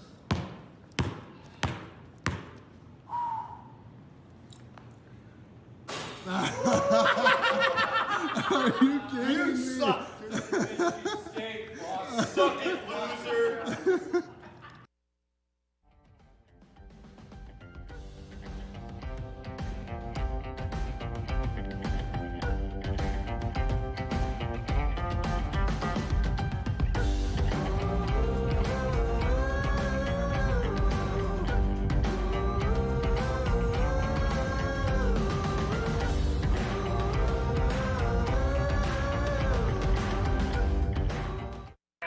The Pat McAfee Show. There'll be no rules for our guests, for us, for the things we can talk about. Speaking his mind I've never had a problem expressing my opinions or my thoughts or anything like that. while being relatable. I haven't had that manufactured fake-ass celebrity that a lot of people have whenever they go on those big networks. I've had a chance to really build my crew, build my following, build my audience. And ridiculous. What am I supposed to do? So I'm supposed to look at something that I can definitely afford and say, nah. Is that what I'm supposed to do? The Pat McAfee Show starts in 3, 2, 1. Good afternoon, beautiful people. Welcome back to the Pat McAfee Show here on SiriusXM Channel 82, Mad Dog Sports Radio on this Aaron Rodgers Tuesday, December 29th, 2020. Hour 2 begins right now. Shout out to Twine for that beat drop. We appreciate you, fella. In the first hour, we had AJ, the Sauce, Dylan on the show. Big fan of his. Oh, yeah. I started getting a lot of tweets about us having numerous Packers players on Aaron Rodgers Tuesday. It's like, well, to be honest, he was a late fill-in. He came in just last night, basically. We heard A.J. Dillon was coming on the show, and I want to let everybody know, I hope A.J. Dillon comes back on this show. How about that? I hope he continues to have 100-yard games, and let me tell you why. Because our guy A-Rod, who just, congrats, won the MVP. Yeah, congrats, Aaron. People are going to be so mad, by the way. There's people listening that are not vetting. They're just taking us for their information, which, by the way, sometimes we are good. In this particular case, we should give a disclaimer that it has not officially been named yet. But official. Not yet. But you wait 57 minutes. It is officially getting named potentially. He is a great running back, though. Oh, yeah. He's very good. Now, will that be a one-game wonder, or will that continue to go? He literally looked like he had shoulder pads on his underneath his hoodie. His boulder shoulders were bulked up as if he's been Oculus boxing for the last 5 years. I'm a big A.J. Dillon guy all of a sudden, and that team is going to be a problem in the playoffs, I think, in the NFC. At Boston, Connor, your team's out. They stink. Are the Green Bay Packers the team you're rooting for now? I don't know if I'm rooting for them, but I definitely do have a little skin in the game with them coming out of the NFC. And when you look at the Pack O-line, it's hard not to think that A.J. Dillon will be a guy going forward, like especially next year when he's just going to get, first-team reps if they don't re-sign Aaron Jones and Jamal Williams. At Bubba Gumpino, Dolphins play the Bills. Pittsburgh Steelers are resting their team against Cleveland Browns. If the Cleveland Browns win, they're in. If the Dolphins beat the Bills, the Dolphins are in. The Bills are currently sitting at 2. The Steelers are currently at 3. I guess if the Bills lose and Mason Rudolph and the Steelers beat the Browns, they potentially jump up to 2 and the Bills drop to 3. Do you think the Bills are resting their players? And how do you feel about the Dolphins' chances of getting a dub? Ryan Fitzpatrick probably going to start for the entire game. Let's just call it how we think it's probably going to work out. I don't know how they're going to put Tua back in after what happened with Fitzmagic there, which is what we've talked about for a while. If they lose this game to the Bills, by the way, a lot of conversation in the offseason about what the hell to do with that quarterback situation. What are you going to keep 2 quarterbacks for the next year? Then you're going to have these same questions remain. Who's starting? Who's not starting? Is this what you're going to do? Is Tua ever going to get a chance to go win a game? There's a lot on the line this weekend, Gumpy, and you have no idea if you're playing Josh Allen, who is probably the number 4 MVP candidate right now, and Stephon Diggs, or if you're playing against a rested squad who's getting ready to make a run deep into the playoffs. This has to be an interesting time to be a Dolphins fan because you guys are back in the conversation, but you might not be. And the conversation might be more drama, but it feels like the season's been good. This is a weird time to be a Dolphins fan. Not that there's many of you, and this is probably crashing our ratings, but this has to be a weird time to be a Dolphins fan right now. This is a great time to be a Dolphins fan. We've never been here. Oh, this is ahead of schedule. We got a chance to be in the playoffs, Pat. We can't say that since Bud Dupree decapitated Matt Moore. Matt Moore, I remember him from Hard Knocks. Oh, yeah. Tannehill got taken out, and Dupree nearly took Matt Moore's head off. Okay, so the Dolphins, will they be playing arrested Bills? The Browns will be playing arresting Steelers. Then you got the Ravens, who look like they're about to get hot. And you got the Titans, who have to beat the Texans, who have J.J. Watt, who just said he's going to play harder than anybody on earth. There's a lot that could potentially happen in the AFC, okay? The AFC, we got a lot of eyes on the AFC this weekend for the playoff picture.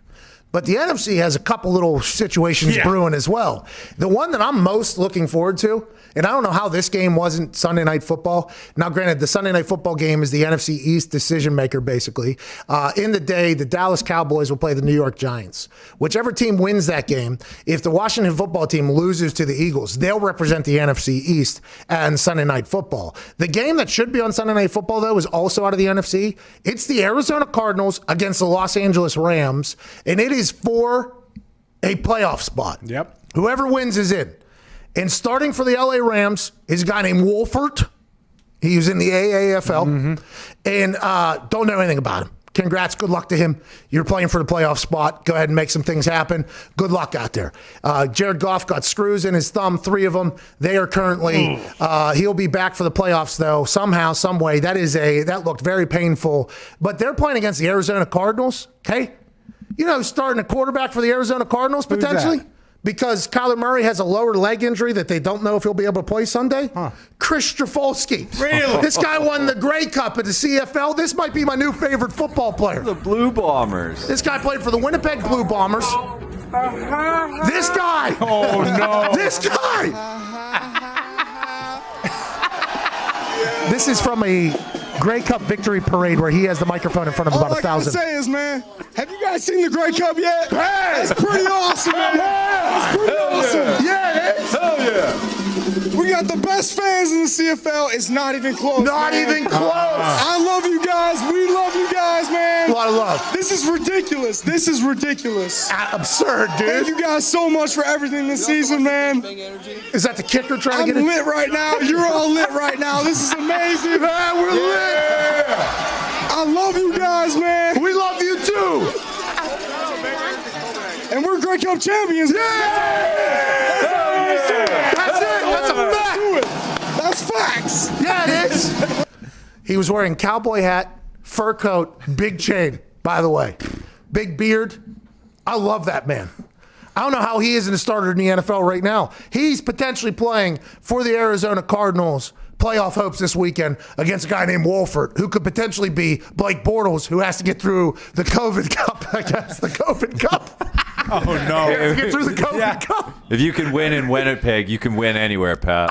By the way, I watched some highlights of him, and I don't know if we could play CFL highlights or not. He's a player. He's running a through guys. This dude is a player. Now, I don't know if Sean McVay and Wolfert know what they got potentially lined up in the fucking desert against them with this guy, but I did a lot of internet surfing on old Chris Strafolsky. He is a problem. I think I'm hammering the Cardinals, depending upon if Wolfert's quarterback for the LA Rams. Good luck, okay? And I understand Aaron Donald's over there, maybe the greatest football player of all time whenever it's all said and done by everybody. I am hammering so hard Chris Strafolsky. Whoa! Chris Strafolsky, that guy is my guy. And that's if Kyler Murray is out with the lower leg injury. But I'll tell you what, I don't think you have to guess whether or not the guy's into the game or not. Like sometimes with Kyler, I think you have to kind of judge how he feels about the game. It's kind of like Goff a little bit. Goff, first couple series, you can kind of look at him, know if he's going to have a good game or not, know if the Rams are going to win. Kyler's kind of the same way. Whenever he's on, he is on. But whenever he's off, it's not good. There's nothing they can do. I think Strafolsky, knowing that this is an opportunity to get to the playoffs, you're talking about being locked in, loaded, and he wants to put that cowboy hat on again, that fur jacket, and that goddamn gold chain, and he plans on kicking his door out of the facility in Arizona saying, we're in the playoffs, boys, let's go dancing. At this point, I mean, I don't know what we're talking about this week because we're going to see Strafolsky and the Cardinals at Lambeau 2 weeks before the Super Bowl playing for an NFC championship. Now, there's no chance he wins it. However, they're about to go on a hell of a run, and that might be the Patriots quarterback next year right there.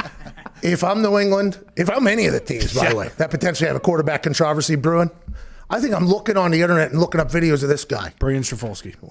What is his name? There's no way that's his name. His name is Chris Strevler. Strevler. Yeah. Chris Strafolsky. Strafolsky's so much better. Yeah. I got a lot of eyes from people in the room whenever I was saying Chris Strafolsky the entire time, so I knew I fucked up something. I just didn't know exactly what it was.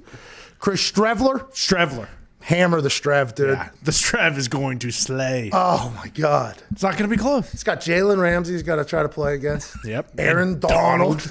They got some other dogs on that D-line, by the way. Brockers, I think, is over there. Leonard Floyd. It's going to make it even more incredible when he throws for 450 and 6 touchdowns. I don't think that's his style, by the way. I saw a lot of videos of him running people over. Oh, he's like a mobile Big Ben. I think so. I think he is. I don't know if he's throwing for 450. Okay, I'm not betting that. I don't know if there's an over-under on 400 yards for this guy to throw. Yeah. I'd definitely take the under that, but over 350 for sure against that Rams D. He run. I guess he went to Minnesota. Minnesota Gopher. He was a gopher. Was that before they rowed the boat, or were they rowing the boat at the time of PJ? Before the boat rowing. So before the boat rowing, which means before the update to the facility, which means this guy's lived through some hard times. Minnesota was very cold up there. He goes to the CFL. Where's Winnipeg at? Is that East Coast? He's the greatest Blue Bomber quarterback since Matt Dunnigan, Pat. CFL legend. Dunny. Yeah, so you could have said Strafolsky there, and you could have said that's a CFL legend, and I would have had no idea. No idea. Do you guys watch CFL up there in Canada? I used to growing up, Calgary Stampeders. Doug Flutie was very, very good in the CFL. Very good. Warren Moon was as well. I believe they're both Hall of Famers up there. But does the CFL get, like, do you go around to your neighbors, you're like, hey, fucking Blue Bombers getting after it this week? It did, like my grandpa. Huge Saskatchewan Rough Riders fan. Oh, the older people, the younger generation, CFL is pretty much dead. Man. No. Tough year for them money-wise, too. Need to give them a... COVID killed the CFL? Yeah. No. I mean, it's not dead yet, but... So maybe The Rock will survive with XFL. Because a lot of my former teammates go up to the CFL, potentially get another shot, come back in, you know. We had a couple... Jarrell Freeman was a guy who we signed from Canada, and he led the NFL in tackles for a while. I think he was like 28-year-old rookie in the NFL because the CFL had him locked down, like something with the contract. They wouldn't let him out or something like that. They had to release Strafolsky to let him play. Yeah. There's things in the contract. Yeah, CFL has but it was a good place for guys who maybe weren't getting a look at the NFL, rebuild your resume, play this fun style, state fair style of football up here.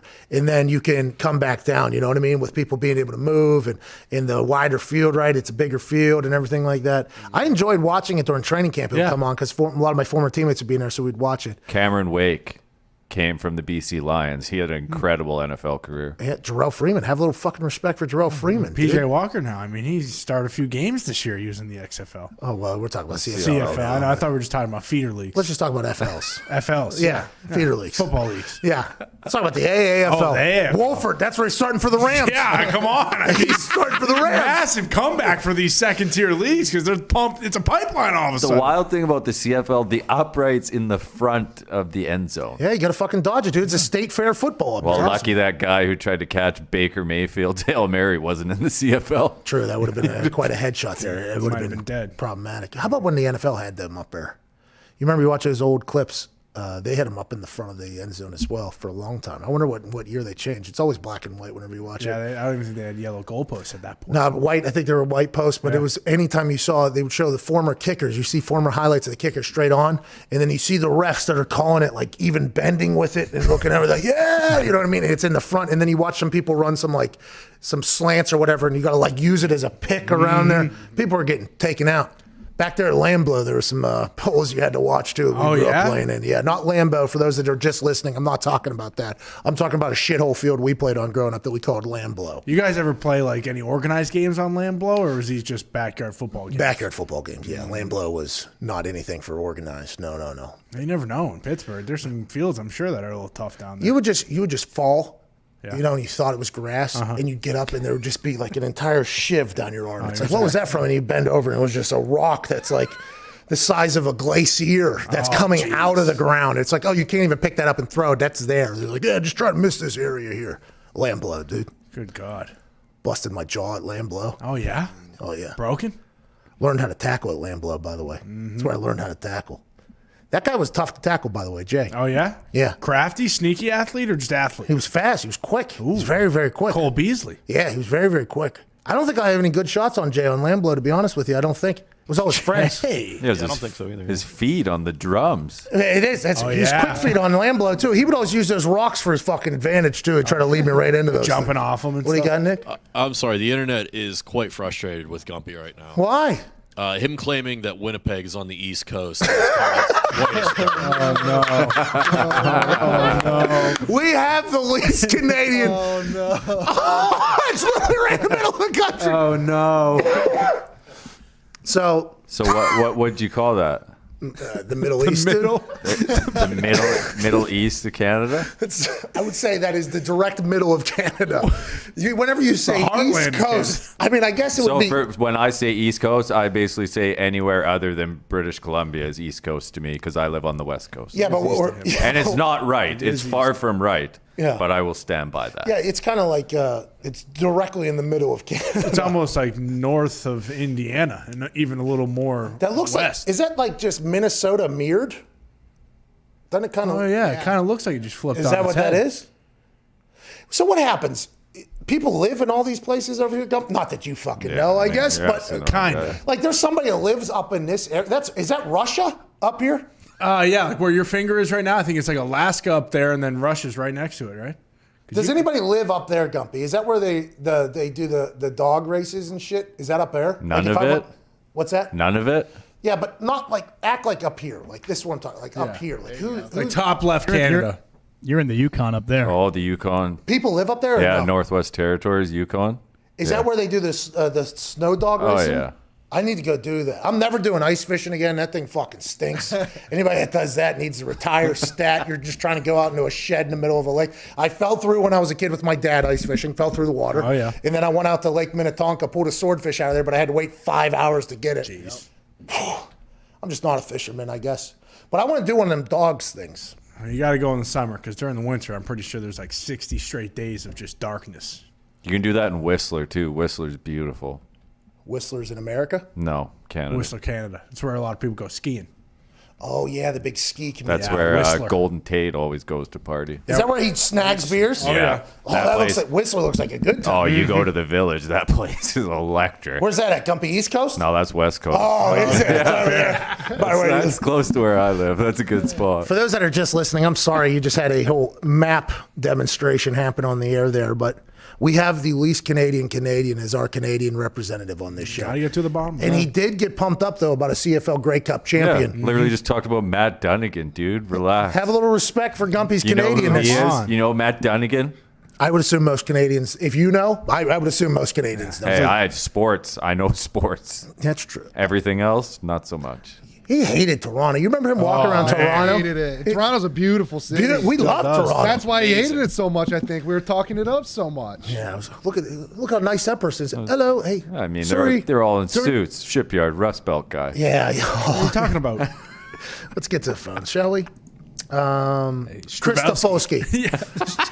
He's fucking winning it all. Let's go. Stravelski. Let's go to Andrew in D.C. What's going on, Andrew? Hey, Pat, what's going on? How you guys doing? You know, just getting pumped up about Strafolski's big debut this weekend, playing for a playoff spot for the Arizona Cardinals, learning a little bit about Canada. Did you know that Winnipeg's right in the middle of Canada? Now you do. What do you want to talk about, Andrew? Hey, so I want to talk about now the hottest team in football, the Washington football team. Just lost. Got rid of the thing holding them back. But I wanted to see if you've seen this video from the preseason with Dwayne Haskins and Thomas Davis. No, what happened? So Thomas Davis is mic'd up. They're just doing like a local team thing, and they're just running plays, scrimmages, and stuff. And Thomas Davis comes to Dwayne Haskins after the play, and you can hear him clear as day. He goes, "Hey man, you got to stop staring down these receivers, or if he wasn't on my team, I'd have put him to sleep. You can't be staring these guys down." Oh, okay. And I mean, this is Thomas Davis. This is a 15-year vet. Yep. Right. And Dwayne Haskins goes, "No, it wasn't." And he goes, "Watch the film." And Dwayne Haskins basically looks him in the eye and goes, "You watch the film. I wasn't staring him down." And Thomas Davis looks at him and goes, "All right, man. Hey, maybe I was wrong." Yeah, it's interesting there. Thomas Davis also got an entire metal rod put in his forearm 3 days before the Super Bowl when the Panthers played in there against the Broncos. He's He's a very nice man, too. We met him down at Topgolf. He was down there. But he's played linebacker in the NFL for 15 years. Probably been around, knows some things. And linebackers, by the way, normally the quarterbacks of the defense. Now, granted, he was alongside Luke Kuechly for a long time, so I think Luke was doing that. Well, let's assume Thomas picked some shit up in 15 years. And that's like just kind of, if an OG says something to you as a young guy, now maybe Dwayne Haskins, though, is like, hey, no, I wasn't. Which if Thomas Davis saw it, I don't know. It's just that whole Dwayne Haskins Washington football team situation is sad, man. It's gonna be forgotten about here in a few weeks. Yeah. I mean, it's gonna be over as soon as the season ends. Then people are gonna get fired. Then there's gonna be new GMs, and I guess whenever the offseason pops back off, if his PR people or agent are active with the media members and they get his name back in the conversation, like Rosen was, by the way. Rosen was forced into those conversations so much.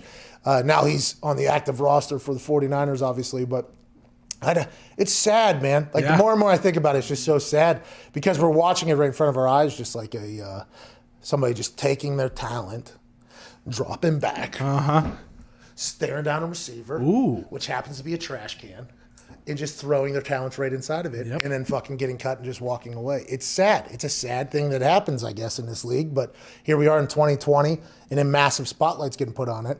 And that's, I hope he figures it out. Well, and usually when people call in and say stuff like this, it's like, yeah, that's whatever. Who cares? Bullshit. But this is no surprise. Like, this is what Dwayne Haskins' problem is. It's a behavioral problem, and hopefully he can turn it around. And to Andrew's credit, I watch all the mic'd ups. That's how I learn about every player. I love that every team's social media has upped the amount of mic'd ups that they have, because I feel like you learn a lot more about the team from those mic'd up situations than you do from anything else. Just like I like to see a team celebrate. Like when a team celebrates, it's like, okay, behind the scenes, this team probably really does like each other. The mic'd up things, you can learn a lot about people in those and how people feel about them and everything like that. You can tell quickly. Like for instance, if you're watching a mic'd up, and even if it's the player saying, hey, I'm mic'd up, that probably means that he's well-liked by the team. Like, that's just one little thing you can see there very quickly. Okay, this person, or if there's like a celebration or the way they chat with each other, it's very, that's how you learn. I watched Dwayne Haskins mic'd up on the Washington football team, and there was not much talking. A lot of grunting, a lot of sound effects, maybe a couple goes. So I didn't really get much out of it. But those local ones, you can learn a lot from the mic'd up sessions, all I'm saying. Yeah, we talked about yesterday with the Fitz and Tua one, and just him teaching Tua and like how their interactions were on the sideline. You could just tell like that relationship's unbelievable, and obviously it's turning out to be a good one. By the way, well, is it? We don't know, dude. Well, I mean, it's a great one. They got a starter and they got a closer. It's Andy Pettit and Mariano Rivera. Could you imagine? Could you imagine like in the third quarter, you go over to Ryan Fitzpatrick, and he's fucking throwing footballs into the kicking net. He's running some sprints, and then at the end of the third quarter, Tua's got the ice on the arm, and he literally just jogs out. All right, fourth quarter Fitzmagic time, and Tua just puts the headset on. He's like, all right, here we go. Yeah. Got you in the position. Let's go to the bullpen. That's fucking awesome. Maybe B-Flow has created new football. Maybe this is just an entirely new roster setup. Why not? They've always said if you have two quarterbacks, you ain't got one quarterback. Unless that second quarterback has magic. But every cliche, by the way, has a chance of being broken. Are the Miami Dolphins going to debunk the theory that you can't have two starting quarterbacks in every single game? Possibly. Or will they lose to the Buffalo Bills this weekend and start an entire offseason of conversation of, are we going to draft another quarterback? Is Tua our guy going forward? We have the number 3 overall pick right now that we got from Houston whenever we fleeced them for when Bill O'Brien was in charge. Do we think about building towards a brighter day with a new quarterback? That's what it's going to be if he gets lose to the Bills. It's going to be that either way, no matter what happens. I don't think either way. Yeah. Go to playoffs. If we go to the playoffs, lose first game, it'll be the same questions about Tua. Well, that question is going to remain. Yeah, right? Who's starting this weekend? Tua. Who's finishing the game? Got to earn that right. TBD. Ryan Clark of ESPN will be joining us on the other side. I see this dude on Scott Van Pelt at 12:30 at night. Oh, yeah. He's on Get Up at, 8:05 in the morning. He's always electric. Cannot wait to talk to him. Can't wait to hear what he's talking about. How the Dwayne Haskins situation, the Buffalo Bills, the Pittsburgh Steelers, who he obviously won a Super Bowl or two with. We got Ryan Clark of ESPN and Pittsburgh Steelers on the other side. Also, your phone calls, 1-888-MAD-DOG-6. This is the Pat McAfee Show, Aaron Rodgers, Tuesday, December 29th.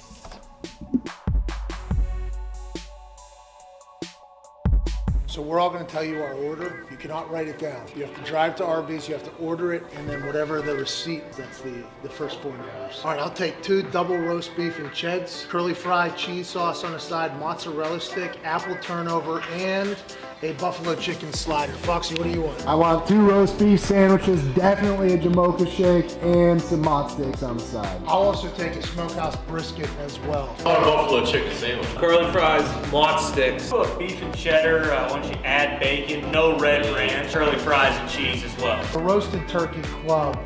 I think I would like that. Buffalo chicken slider, matzo sticks, and curly fries. Simple, 2 beef and cheddars. Let's do a double smokehouse brisket. Let's do it with no crispy onions, no barbecue sauce, but add some banana peppers. Oh, also, do you want bacon on there? Let's throw some bacon and cheddar cheese, please. And cheddar cheese. I'll take a smokehouse brisket, curly fries, mott sticks, and a large Dr. Pepper. I'll take a large Mountain Dew. I'll do a large Dew. I'll do a beef and chat. I'll do matzo sticks, curly fries, and an Oreo shake. I'll take an Oreo shake as well. Dr. Pepper, please. Diet Pepsi as well, somebody, right? Can you throw a vanilla shake for me too? Vanilla shake. Jalapeno bites as well. All right, good luck. Can I get 6 beef and cheddars, 1 beef and cheddar, double, no red sauce, I add bacon on that, 4 things of curly fries, 2 smokehouse briskets, 1 smokehouse brisket with no onions, I add bacon and banana peppers to that, 2 classic, now I'm spacing, there's got so much on your menu, 2 buffalo chicken sliders, a buffalo chicken sandwich, mocha shake, vanilla shake, deep fried turkey club, Dr. Pepper, medium Dr. Pepper, Diet Coke, mellow yellow. I think that's it. Hey, no cheese sauce. There's no jalapeno poppers here. There's only 1 mott stick. I see no double beef and anything. All classics. Probably a smart route for you to go, by the way. A lot of smokehouse brisket. See the turkey, buffalo chicken, sliders, and sandwich. Got a couple mochas, drinks. I mean, not great, but not bad. 9, 4, 3, 5 is a winner of a $500 Arby's brick. And by the way, you can get 5 of these orders. Hashtag Arby's is great. Cheers.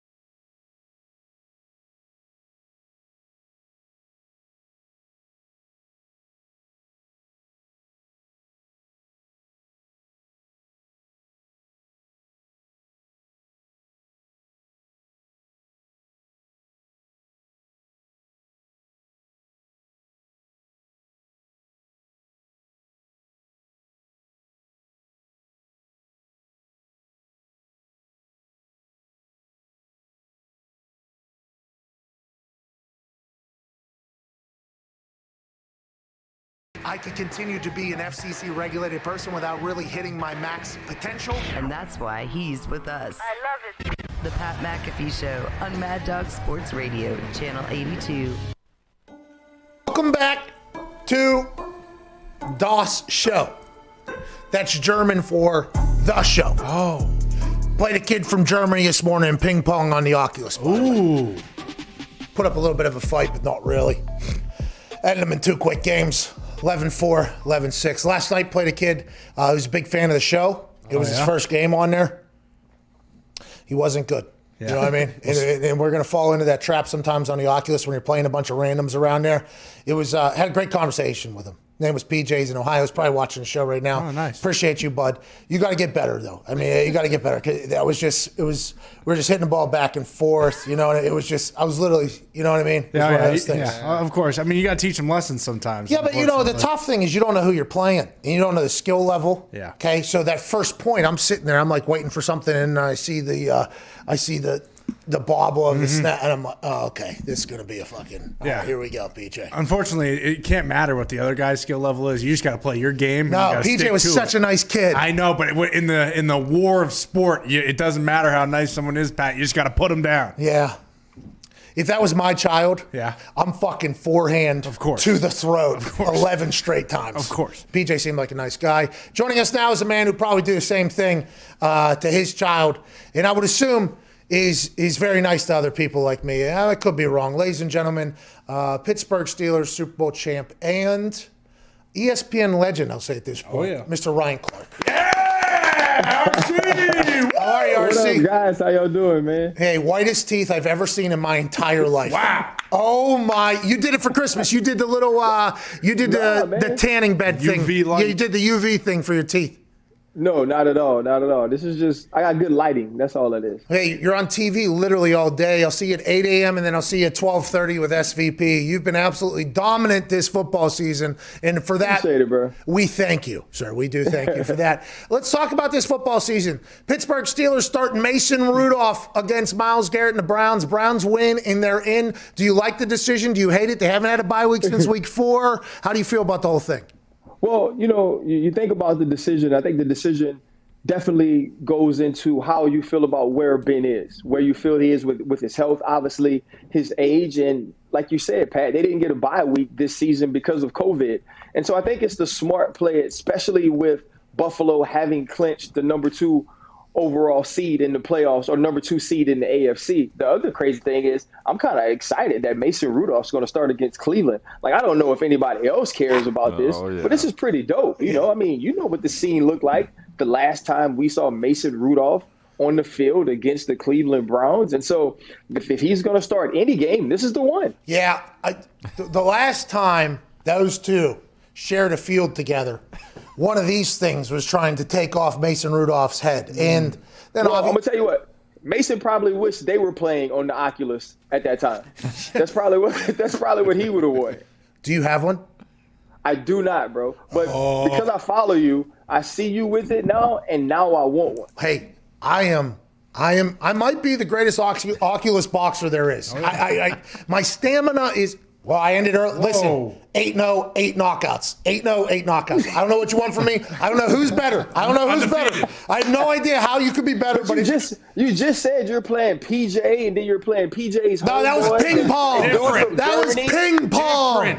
And you don't know about the ping pong players from Germany, RC. You don't know the Oculus boxing. I boxed a guy today from England. Okay, London, England. He was a champion. So are you just assuming he's a pugilist specialist because he's from England? Right? Is that Tyson Fury, bro. Is that what you consider him to be? Well, I don't even know what word you just used there. I will Google it afterwards, and I will use it back at you at some point. But I will say he's not a real person. Okay, it's an artificial human being. But it's like Mike Tyson's Punch Out. This morning, I got to the Vega level. This guy, he's a little skinny little guy. Little first round knockout, 10 seconds, right hook, dead. See you later on the canvas. Celebrate. I'm in arenas now. Okay, I'm in arenas now. Then the moneymaker came for that next round. He took me 3 rounds. I was burning. 6 knockdowns though. Knocked him down 6 times. Then he got back up, had bruises. So Pat, in that, do you move around and stuff though, bro? Like, does the cardio get into it? I was dripping wet this morning because the moneymaker took me into 3 rounds. Dude, my entire body, my lungs were just burning. I was dripping in sweat. I literally. Bro, I love it. In between rounds, RC, okay, you go to your corner, you have 1 minute. I'm sitting, because you can't sit down, obviously, because it's going to be hard to get back up. I am bent over like this, just completely dead. Like, come on, dude, you can't get fucking knocked out. And then when the bell rings, like, I got to answer the bell sometimes. Sometimes it gets down to like 1 second. I'm like, right. All right, here we go. And then you're right back. It's awesome. But that's not what we're here for, dude. Okay, we're talking about fucking Myles Garrett. Jeez, man. Well, you just taking over the show when you come on here? Just take over the show? You started talking about it. I brought it up one time, and you went into how you're the greatest Oculus boxer of all time. I might be. It's hard not to talk about that whenever it's potentially true. Let's move to Or when it's your show, for sure. Bingo. Where's it at? It's right above your head over there. Just point up with your left hand. Just go like this right here.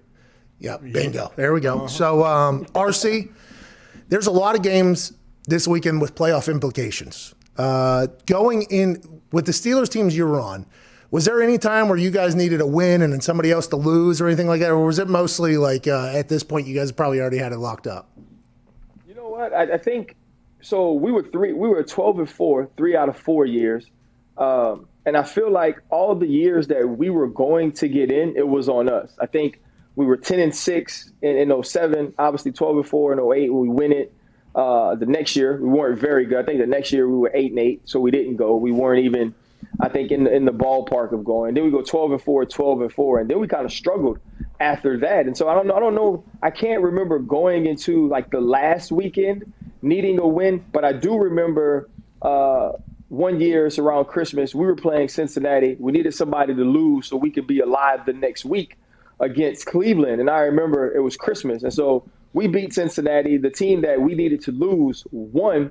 And so Troy and I decided that we were going to have a pajama jammy jam. So all the families go to Troy's house. And, you know, the cool thing about football is you get to meet people from all different walks of life. Troy was richer than me. Okay, because he was a better football player. Troy was supposed to have more money than I had. Troy's richer than a lot of people, by the way, Troy. Yeah, and so Troy's wife, though, grew up very affluent, and so he opens up this cabinet, bro, and it's all of these, like, wines and champagnes that I can't pronounce, I've never had, I can't really spell, and so dude was just like, hey, bro, let's try some. And so, dog, like, we're cracking over open wines and scotches and all these different things that I can't afford. Right? Mixing. Oh, we're mixing. Oh, that's white boy stuff there. White boy wasted all the way, bro. And so the next morning is Christmas, right? And so we still at Troy's house. Terrible parents, right? Like, why don't you have your kids at your house so they can open up their presents? True. Right? Terrible parents. But we bought some presents, so we have Christmas morning. Then we get hungry, and not much is open on Christmas. So it started a tradition, bro, where we go to Benihana or some sort of hibachi restaurant every Christmas. Because Troy and I and our families was looking for somewhere to eat. And I guess they wasn't tripping on Christmas. So we went there. And then we decided to see how well we could play in the last game without doing much. Oh, okay. Right? So we didn't do treatment. We didn't really pay attention at practice. The film study was very, very little. Yeah. No, I'm not even going to do like that. Not even come see, come saw. No, it was because we was like, man, you know, we put all this work in. We're texting each other and calling each other every night to say what we seen on film. We meeting at 5 a.m. to do cold tubs and hot tubs and work out and treatment. We was like, but we ain't even going to the playoffs, right? So let's see what it looks like if we don't do any of that. We played bad. So, but you played bad. You played bad. Did you lose? Did you lose? No, we didn't. We didn't lose because it was Cleveland, right? And we just kind of. No, because I was going to ask you. My question for you was going to be: there's a couple teams that have to win, and the other team's playing for nothing. Philadelphia's playing for nothing. Washington football team, they get in. That could be one of the biggest stories of the year. Washington football team with no name and exposés and everything like that coming out, and they make the playoffs. They win the NFC East. And the Philadelphia Eagles are playing for absolutely nothing. It's like these teams that don't have much motivation in these last games. If you look up the stats, I'm not sure it's always like the team that needs to win wins those games. Sometimes it's the other team that almost plays better. But think about the games you're in, Pat, where you know, you get down by a lot. And now one team's trying to protect the lead and the other team is like, shoot, F it, man. I'm going to throw bombs. I'm going to blitz. I'm going to do whatever I can. Like, it don't matter. Like, I'm behind. And those teams come back. It's the same thing. Like, it's no pressure on the Philadelphia Eagles. It's no pressure on teams who aren't going to the playoffs. But you're an independent contractor, bro. It wasn't like if you were in your last week and it was time to punt, you was going to get out there and throw that whole underhand. You know what I'm saying? Like, you weren't going to do that. You was going to try to punt the skin off the football because that's who you are. Yeah. And so these dudes are going to play, but you're going to be playing stress-free, right? You give up a bomb, you're like, I give up a bomb. But if I'm Darius Slay and I got $30 million coming anyway, why not take this chance? Why not go pick it off? If I'm Jalen Hurts, why not get outside the pockets and see what these legs do? Why not give Deshaun Jackson opportunities down the field. And those are the type of things that happen. And because the other team's playing tighter, right? The other team feels like, man, if we lose this, we're out of it. We're at home. We got a chance. And, it's like, man, it's like backing a raccoon into a corner. You know what I mean? Oh, by the way, I got 14 raccoons that live at my house. We feed them every single night, and opossums there. You can't back them in the corner. They will scurry and fight over the thing. When you hear what J.J. Watt said, okay, I thought, by the way, it was an incredible speech. I mean, he gave an incredible speech there. I don't know how much he had going in that maybe he was sitting on for a while whenever he was watching his teammates maybe not show up or not work hard. And they're like, I don't know if it was his teammates or maybe it was coaches that were doing something. I feel like he was sitting. That one felt like that one had been. It was personal. It was incubating for a little bit, that one. And that's why it was delivered so well. I think he's probably going to dominate. But whenever you start thinking about the NFL as a whole, okay, and this goes back to Booger's comments last night that were trending for like 12 hours or whatever. When you go back to yeah. Okay. Do you have something you want to get out right there? No, I've made it a rule in my life that if not currently or not, if I'm not on the set, okay, when things I disagree with are said, I let them be. It's not my job to critique critiquers. Ooh.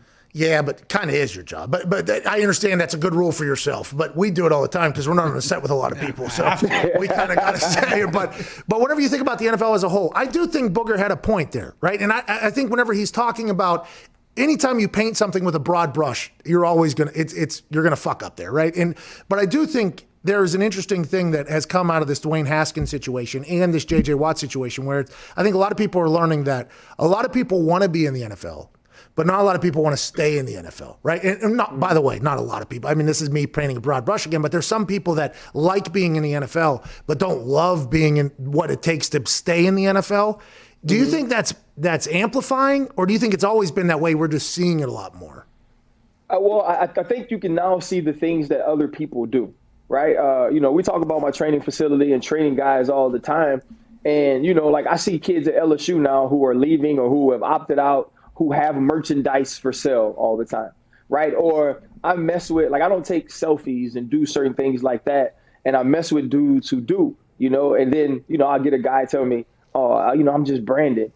And in a way that bothers me, but I also know that you can brand yourself, you can build your own business and be about the business of football. I don't necessarily think you have to be one or the other. And it was different for me, but in the last 2 seasons of my career, I had an active TV contract. I was working for ESPN. I was on the ESPN payroll, but I still played football the same way. I still had 5 days of treatment each week. I still went off to Arizona to train in the off season. I still run down the middle of anybody who had the football. It had nothing to do. It had nothing to do with the fact that I wanted to make sure I was setting things up for post-career. It had everything, and that wasn't going to stop me from wanting to play football, from wanting to be the best I can possibly be. And I also don't think that you could take one person's situation and then paint with that broad African-American brush. Yeah. Right? The issues with that is there are already biases against certain things. Right? Like you look at the way people feel about Odell Beckham Jr. and his brand and some of the things he does away from football. Like I believe at one time he was the most recognizable and famous football player in the world. And that's when they had Tom Brady playing, Peyton, whoever was playing, he was more famous to me because I felt like he was known in different areas more so than other people. But I'm also around him all the time. Right? And I also watch him work constantly, and I also see his passion. Like that didn't stop him from wanting to be a great football player, wanting to win games. One of the greatest players of all time has the most recognizable brand in football. Like people talk about TB12 all the time, right? And TB12 is something he's branded. Hell, I got some free stuff one day. Me too. The glasses, I got glasses. I love it. Yeah, the TB12 stuff. But I think you're spot on there. It's always negativity hogs publicity. I mean, that's what you guys operate in at the place you've worked for since you while you were playing. Yeah. Okay. Yep. Yeah. Sure. You guys. Yeah. Hey, y'all motherfuckers over there. But the negativity always hogs publicity. But I feel like as long as you're keeping the main thing, And I think that is such a cliche, but I think it's real. Like, if you're handling your business as a football player, I think you're allowed to not allowed, but you can and should feel empowered to do all this other stuff. But as soon as you start doing all this other stuff and your play drops at all, you're giving everybody ammo. I've always said, like, you're giving everybody, once I started tweeting and things as a punter, like, I knew that if I played bad 2 weeks, I'm probably gone. Like, if I played 2 weeks, because I'm being too loud for my production or whatever. But if my production's high, they can't say a fucking thing. There's nothing you can do to me. What's so crazy, like I'm on these group chats with these different people, and so somebody's like, yeah, man, he was doing too much. I was like, bro, Andy Reid would have been at the strip club with Pat Mahomes. Like, come on, man. Like, come on. But Dwayne wasn't building his own brand, though. Think about that. Like, that's the interesting thing. Unless Dwayne was building a brand that I don't know about, he might not have been. But he was Players Club brand. I don't know. Hey, we were talking about Dewey's Ballet, man. That place would pop in D.C., right? It would pop in D.C. But I think that whole distraction thing gets labeled on people, and then it's hard to get off of, though. Like, you know what I mean? And I think that's why that entire rant by Book, I think, has been so, because it's real. Like, if you're not doing your job well, you shouldn't be doing all the extracurriculars that come alongside of it. But if you're doing your job well, also, we should not just point out the ones that don't. I mean, that's kind of the problem with that. Well, I think the other part of it, too, is, Pat, is that situation had nothing to do with the brand, right? Like, the same way you'd say, J.J. Watt was sitting on some feelings. I think maybe in Booger sense, he was sitting on some feelings as well. Like, when I look at Dwayne Haskins, I look at a singular moment where a guy developed the perception, whether it was right or wrong, for not being professional, for not dedicating the type of time people are used to seeing starting quarterbacks dedicate to football. And I think once that happens, now you're forever fighting that. And my point with the strip club thing was self-awareness, right? Like, one, your coach has cancer. Like, that's stupid. Okay, like don't be dumb. That's the first thing. Be compassionate, have some empathy, understand the people that you are also have to take care of. But the other piece of it was the self-awareness piece, right? The piece of, like, if people say you're an a-hole and you want to change that perception, then you're going to be nice purposely. Like, that's the way it happens. Above and beyond, by the way, normally. Above and beyond. Like, you're gonna go out the way. And so if you know the perception is you're unprofessional, you're immature, you don't make good decisions, you got to be smart enough to say, as much as I want to see these booties bounce. By the way, they were. Either they can't bounce in front of me at the moment. I need to be smart, stay home, which would be the smartest thing. Or let's take these people's phones, right? And to the decision making to say that you can't do one of those two things, because I'm being like, I'm not stupid. Like, he's young, he's gonna do stupid stuff, And so I think, like, that's the bigger issue with the situation. But then when we start to paint with this broad brush that African American quarterbacks for sure have been having to fight for years anyway. You see what I'm saying? Yeah. Like, and so now when a white person or when an executive who already has these biases toward black athletes or towards black quarterbacks, then he could go, you see that? Look at that. One of them says it too, right? And that's all the empowerment that certain people need to have to continue this narrative that's really untrue. That's the reason why it popped off last night, huh? That last sentence you said right there, yeah. That's 100% what it is.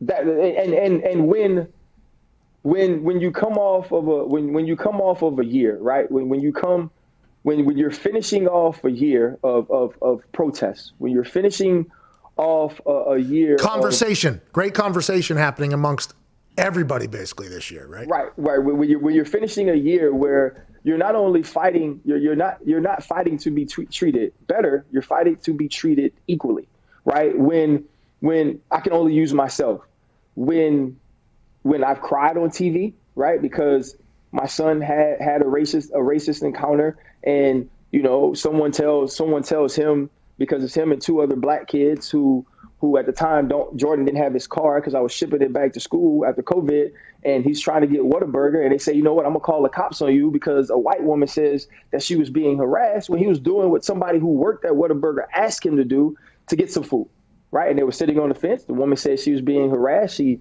She gets her food. She says thanks in words, right? Then when she drives off, she says bye in words. The manager says he's going to call the cops. So I'm on TV crying about this because I'm understanding what it means when you call the cops on a young black male. You have now weaponized the cops, right? So I'm crying about that. I'm talking about the boos, the Texans and Kansas City, right? I'm putting money towards Juneteenth rallies. I'm giving speeches at unity walks, and you're doing all of these things, and then you finish the year off with people amening the fact that another black man says that black dudes are lazy. Yeah, that's you know, and I think it's extremely tough for all of us.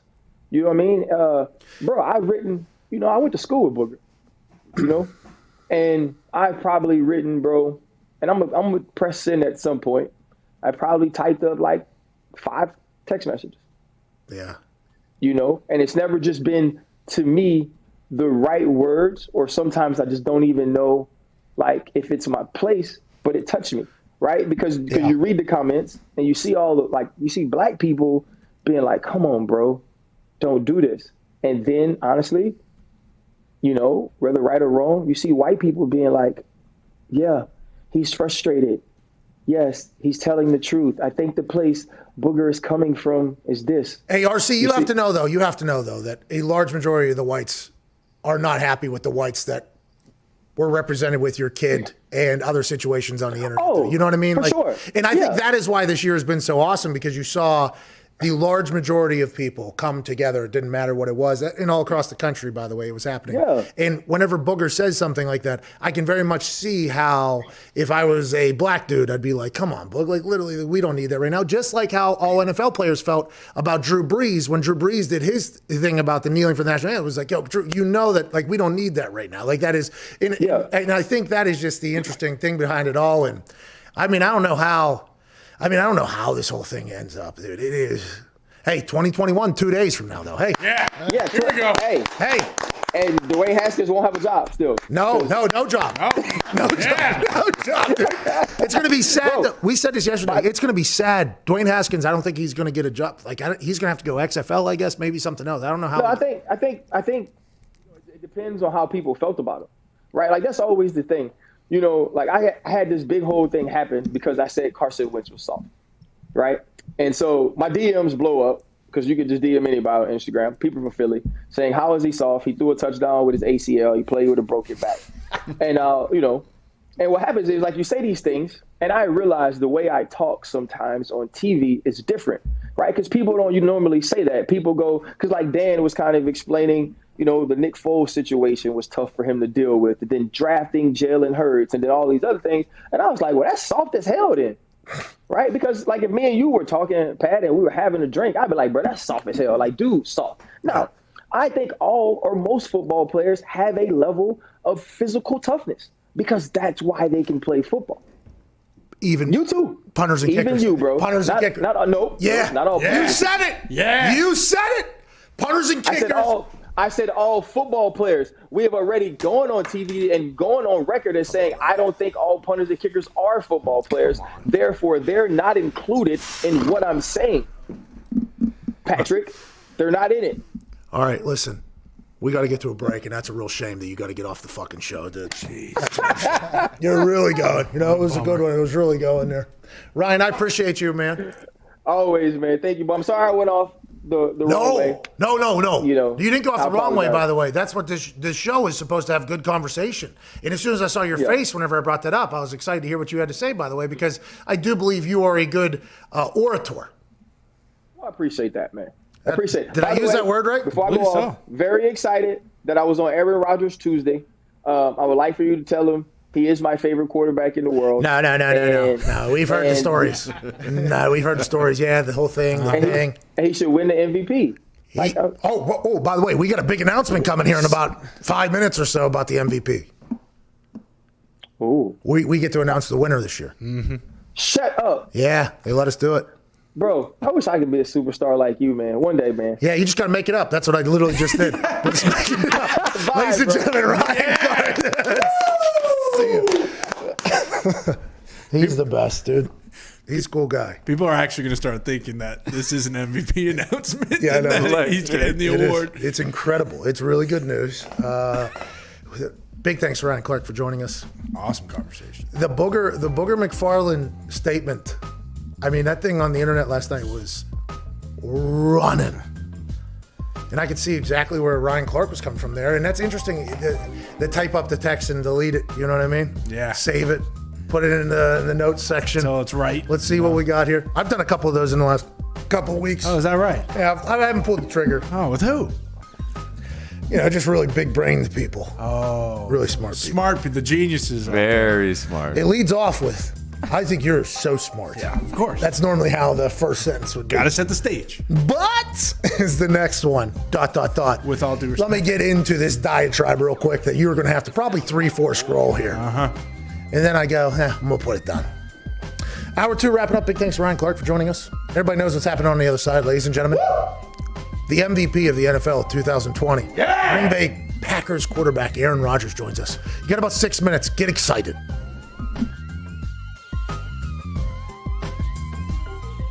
Okay, guys, here it is. My 4 numbers are 0713. That's 0713.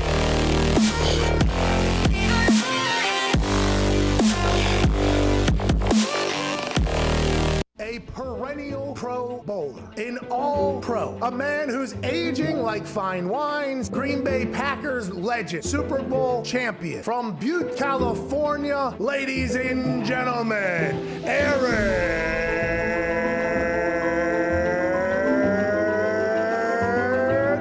Rodgers! Please tell me that that's going to be a one-time thing. What is the longest you've ever thrown? Yeah, somewhere between 68 and 70, Pat. I don't know, right in that sweet spot. 69 yards is how far you threw it. Nice, congrats. Hell yeah! Hell yeah! Of course you have, by the way. Of course you have. That doesn't get you going for a game? Are you kidding me? No, but I have a funny Creed story. So, in 2007, we're playing the Dallas Cowboys on Thursday night. We're 10-1. I have long hair. I'm a backup. And before the game, we walked down the field, and I don't know if it was on purpose, but our intro song was Creed with Arms Wide Open. I looked to my buddy Nate Weir, who AJ knows Nate really well, and we both said this is going to be a good night. And that was the night I came in off the bench and played pretty well and kind of changed the narrative about me from, possible draft bust to, hey, this guy might be able to play, maybe. Thank you, Creed. Yeah! My kids say, if they see him on TV, there's Uncle Aaron, look at that. Oh, Dad, is that Uncle Aaron's dog? I'm like, nah, it's a prop dog. They're like, well, what happens to that? I was like, I think he hasn't killed after What the hell's wrong with you? AJ! I noticed this past Sunday, you were smiling, shaking hands, giving a lot of high fives to the boys on the side. What have you seen in this old footage that has rejuvenated your love? Or is it something else about this 2020 season that seems to have you just in a better headspace? Why am I having so much fun? Bingo. I have just a new and increased love of life. And I've made decisions and changes and habits that put me in a lot better headspace. And there's just a lot of things that have come together in my life over the last few months that have really been enjoyable and reminded me, given me perspective on life and in football to view things through the most positive lens I possibly can. And that's why I'm having so much fun. And it starts with love. And then surround yourself with people that you really enjoy. This show is, to get sentimental, this show is just another step in that, because I love Age so much. And Pat, I have so much respect for you and the boys. Like, this was such a fun opportunity, and now I look forward to this every Tuesday. You said in the interview that you would add an extra finger to your scotch drink or whatever. A finger is just what? Just one finger this way or this way? Yeah, like this, bro. So did you do 4 on Sunday? You did a full fucking glass? It was a long night. We didn't get home. I didn't get home till like 11:40. Look at how much scotch that is. Is that what you did? It's not that much. That's 4 fingers, dude. You said you normally do 3. That's 4 right there. But you have those fat sausages. It hasn't been cordial over the years between me and Sue. You know, we've had some battles over the years. I think I mentioned that he got frozen feet and didn't realize he was stepping on my calf. He also stomped on one of my teammates at one point. I was under the impression that we were going to have a conversation after the game. And there might have been some loss in translation, whether or not he was talking about the, see you at the bus conversation. I thought it seemed more like, hey, let's have a little, come to Jesus moment. I was looking for that conversation. I didn't know how it was going to go. I didn't think it was going to, look, I'm not going to play number two. Do you think it was the 3 pumps that potentially got you into deep shit with the football gods, Aaron? You, of all people, a man who is celebrated as much as anybody at your position, you must realize whether necessary or unnecessary. The celebrations have no correlation in that sense. You needed a kick in the ass. Do you just think everybody was getting kind of too comfortable and had a bye week and had a chance to soak it in? Hey, we're very, very good. Is that what you meant by that? I mean, I think we all need that a little bit. When the complacency starts to sink in and you start kind of feeling yourself a little bit, it's always good to kind of get knocked down. And I think it can be a good thing. I'm not saying, look, nobody wants to lose to fucking figure things out. Great teams have consistent habits. And so we got to keep doing the things that got us to 4-0 in order to get back to where we want to be. Here, here, huh? Yeah. Here, here. Attaboy, Aaron! I know you were an extra in Game of Thrones. I wanted to get your opinion on how you think the show ended. So I think many of us were disappointed and confused by the ending. Which one were you? Do you know which one you were yet? The guy running duck-footed heel first with his arms splaying all about. Yeah, no cakes. Weak jaw. Turned into the alley. Was that you? I think that guy's related to AJ somehow.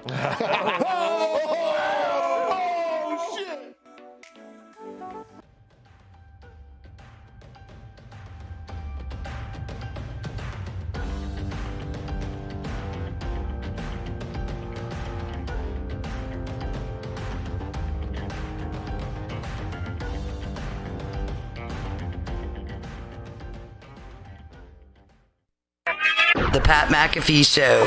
There'll be no rules for our guests, for us, for the things we can talk about. Speaking his mind. I've never had a problem expressing my opinions or my thoughts or anything like that. While being relatable. I haven't had that manufactured fake-ass celebrity that a lot of people have whenever they go on those big networks. I've had a chance to really build my crew, build my following, build my audience. And ridiculous. What am I supposed to do? So I'm supposed to look at something that I can definitely afford and say, nah. Is that what I'm supposed to do? The Pat McAfee Show starts in 3, 2, 1. Good afternoon, beautiful people. It is Aaron Rodgers Tuesday, December 29th, 2020, and hour 3 here on SiriusXM begins right now. Shout out to Twine for that beat drop, and shout out to us for making an official announcement for the NFL. Ooh. Now, there might be an asterisk next to this one, a pretty large one, but we would like to be the first ones to say this. Joining us now is a man who this season has thrown for 4,059 yards, Whoa! 44 touchdowns with only 5 interceptions. Ooh. A man who this 2020 season has made football look easier than A.J. Dillon did against Boston Connor in high school up in Massachusetts. Mm-hmm. And a man that we can say officially, kind of, the 2020 NFL MVP.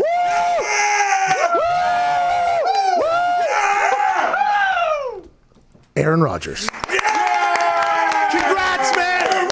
Congrats, dude! You did it! You did it, Aaron! You did it! Congrats, man. What's on your shirt, buddy? Me? Santa Claus, Stone Cold, and some milk and cookies. You know what I mean? Nice.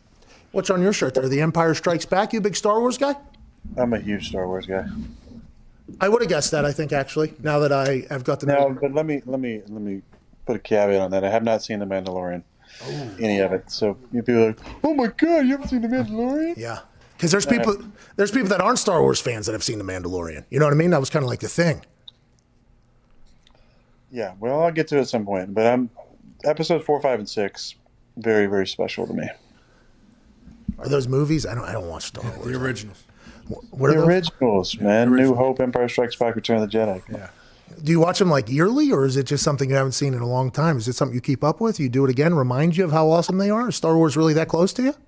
Pat, I feel like you're a guy who has some nostalgia in your life, some feelings of attachment to certain points in your life. Yeah.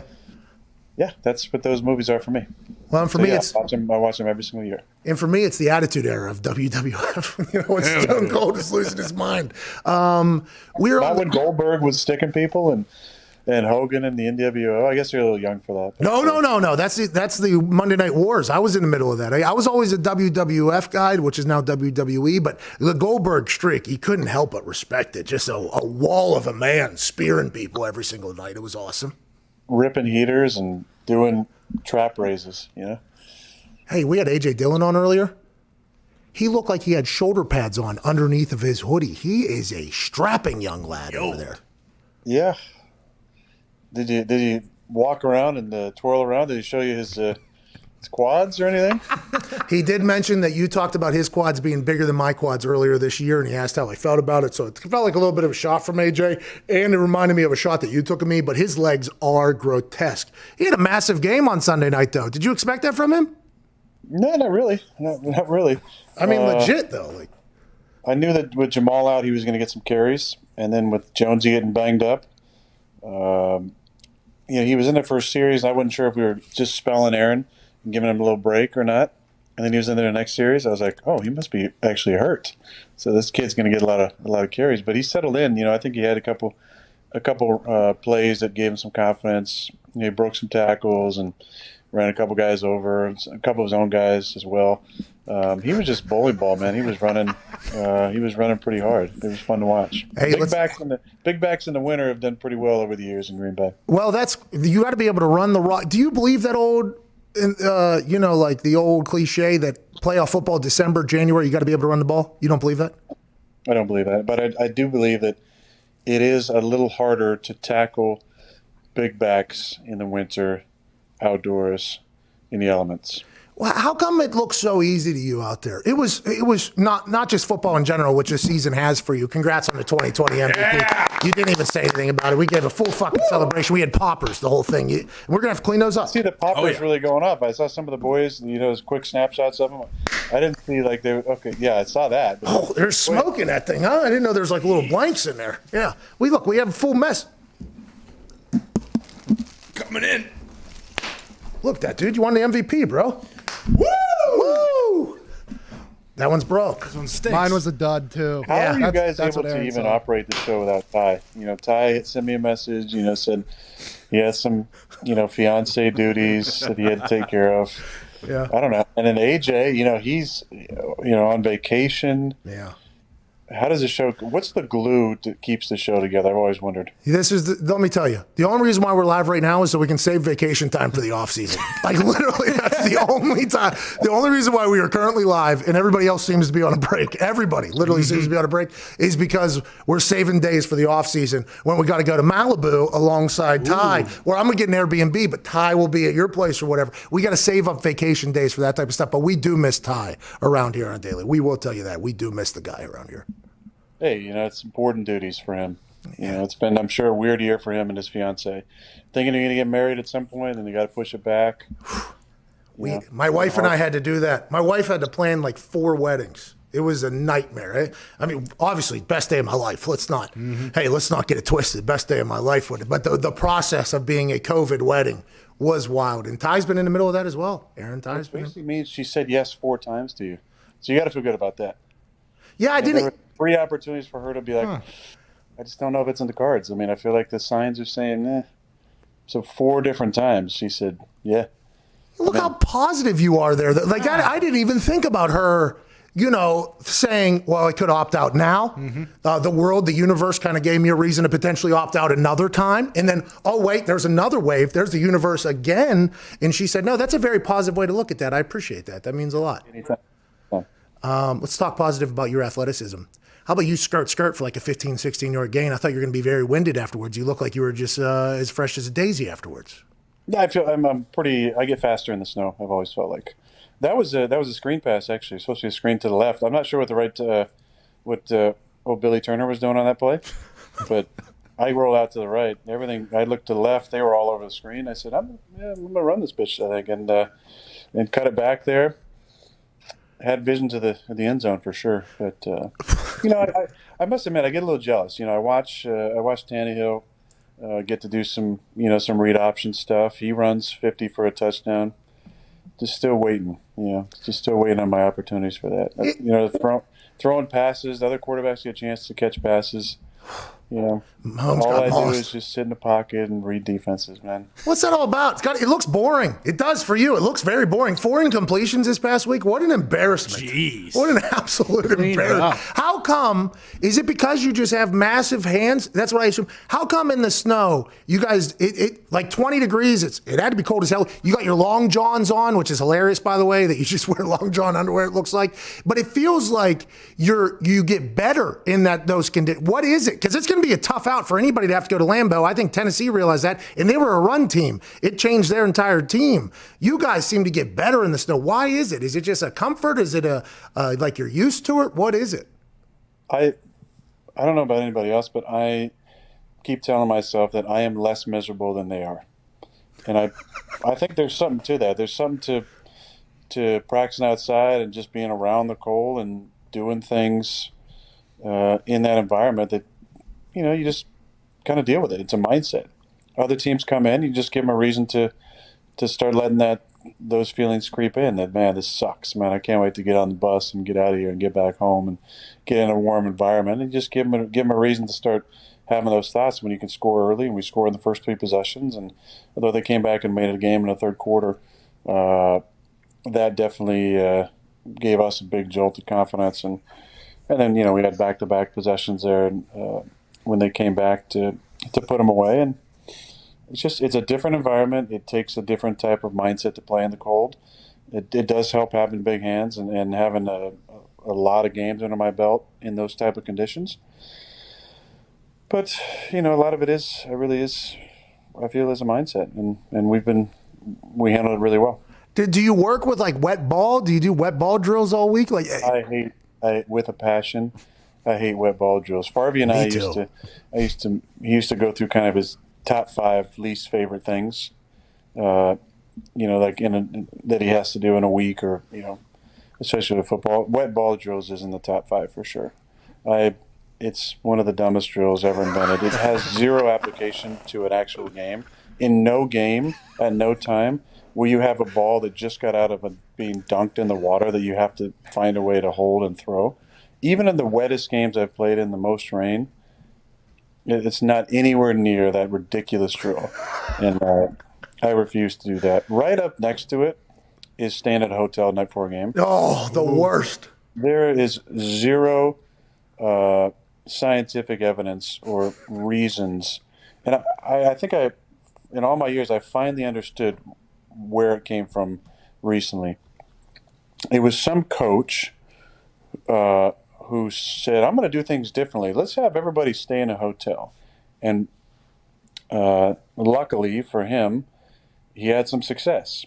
And then some people on his staff were like, hey, remember what that coach used to do? Make everybody stay at the hotel? We should do that. Yeah. And then it perpetuated this idea that you have to stay at a hotel night before a game, have this weird, bizarre, forced accountability that also you're staying the most important night of sleep on a bed that's not even your own bed. Oh.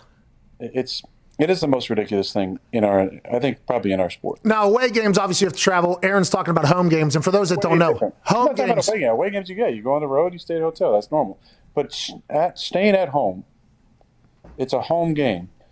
And then having to go to a hotel and stay at a hotel. I mean, if you ask Age, he could tell stories. He would wake up at, 4 or 5, the earliest time he could wake up, and then go back home and sleep, for another 2 or 3 hours in the morning. A lot of guys would do that, by the way. A lot of guys would do that in a cold as well. Yeah, a lot of guys, myself included, a lot of times. It is the dumbest part. Don't you have any pull over there? Don't you have any? You're Aaron Rodgers, dude. Can't you be like, you know what I've decided? I'm staying in my white brick house the night before this game. I think I've deserved it at this point. Yeah, if you want to take a little 10 grand, 15, 20 grand fine, maybe. Yeah, and also you kind of look like a dick, I guess, if everybody else isn't doing it. But you're 100% right. Everybody thought it was dumb. Everybody thinks it's dumb. It still happens. Was there ever a time in your NFL career where it didn't happen, like early? No, that was always a standard. We've stayed in dorms during training camp as well over at St. Norbert's, and I don't think that's dumb. But guys, often are like, they see me like leaving there in the morning, like, wait, you stay at the dorms too? Yeah, I would ask that question as well. Yeah. Well, it's nice to get, I think dorm rooms, though, training camp, I think teams getting away and getting together is a good thing to build team camaraderie. I think the night before hotel thing is just like how can we control you one last time before the game starts. Personally, I think it's we had bed bugs in one of the hotels we were in at home. It was wild. Had to change hotels, like literally as we were at the hotel, had to go to another hotel. Oh, bed bugs were found in a couple guys' rooms. Was it anybody important? Like I'll take it. Like we don't need luck getting goddamn bed bugs at this point. I mean, it is a wild, archaic idea. You're going to win the MVP. Like I assume that is something you've talked about, how it would be cool if you want it or it would be important to you and you care about the MVP, but you're going to win it now at this point. We've been banging the drum hard. Oh, yeah. A lot of money has been made in this office for betting on you winning the MVP. Beginning of the season, you were plus 2,300. Plus 2,300. Just a couple weeks ago, you were plus 600. Now you're minus 145. You don't know what gambling is, but that is bad odds now. Nobody's making money. Early, we made a lot of money off of you winning the MVP. But do you, whenever you think about the MVP, is that a goal of yours going into every season? Or is there a list of goals? How about going into games? Do you have a list of goals for each game? Like, how do you operate? Is it just like, I just want to go win the games? Yeah, I mean, I think there's preseason goals and things you'd like to accomplish. Game to game, it's way simpler than that. It's not statistical goals. It's more of a way of playing. It's getting into a rhythm. It's decision making. It's the checks. It's a set of boxes that I'd like to check off. Just making sure that I'm getting us in the right plays and decision making, and the rest of the stuff comes with those boxes being checked. The performance and the stats and all that just come with doing little things. That's what I like to break it down even more than that. But beginning of the season for sure, like those are if you have the type of performance week to week that you want to have, you're going to be in the mix for a Pro Bowl and All-Pro and MVP. And anyone who says that stuff's not important to them is just a robot who probably not someone that you or I would want to spend time with, because I don't know why people would shy away from just sharing their feelings on that. Like, why would you not want to be voted the Pro Bowl? Why would you not want to be voted All-Pro? Why would you not want to win MVP? Like, those are markers in our game that are voted on by people who have studied the game for a long time, and yeah, would it be cool? Hell yeah, it'd be awesome. How many do you have at this point? I've won 2. Do you have them up anywhere? Are they like in an office? Are they hanging out? You got them in a vault? Yeah, a vault. Ooh. Man, you have a vault? Do you really? You got like an escape room? I love escape rooms. Have you ever done those before? No, but I've seen it. It seems like it's a good time. It's like Jigsaw, right? It's like Saw, but you don't get your legs cut off and shit. Yeah, it's a little safer than that. Do you have them in your office? Like, yeah, I just have them in a couple. I think one of them's here, and one of them's probably out west somewhere. Do you take photos with people? Depends. I like to have normal conversations, interactions with people. So if it's not a good time or I'm doing something, then I might say, hey, sorry, man, it's not a good time. I'm on the phone, or I'm talking about other famous people. Because I'm in my head, I'm thinking of Peyton's office I walked into one time. I probably wasn't supposed to be in there. I went down a hallway I probably wasn't supposed to go down. Went to a bathroom I probably wasn't supposed to be in. And then directly across from the bathroom was his office, which I probably definitely wasn't supposed to go into. And he had his MVPs in there. And then he had photos with every human that was of a notable human just all around his office. And it was kind of cool for me to be like, oh, like Peyton's a fan of people. Like, you know what I mean? It was almost like a situation where, now granted, I think Archie came in and found me. He was like, Pat, what's going on in here? And he was like, look, you're missed in the living room or whatever. And I was like, oh, Archie, I'm sorry about that. But it was like kind of cool to see.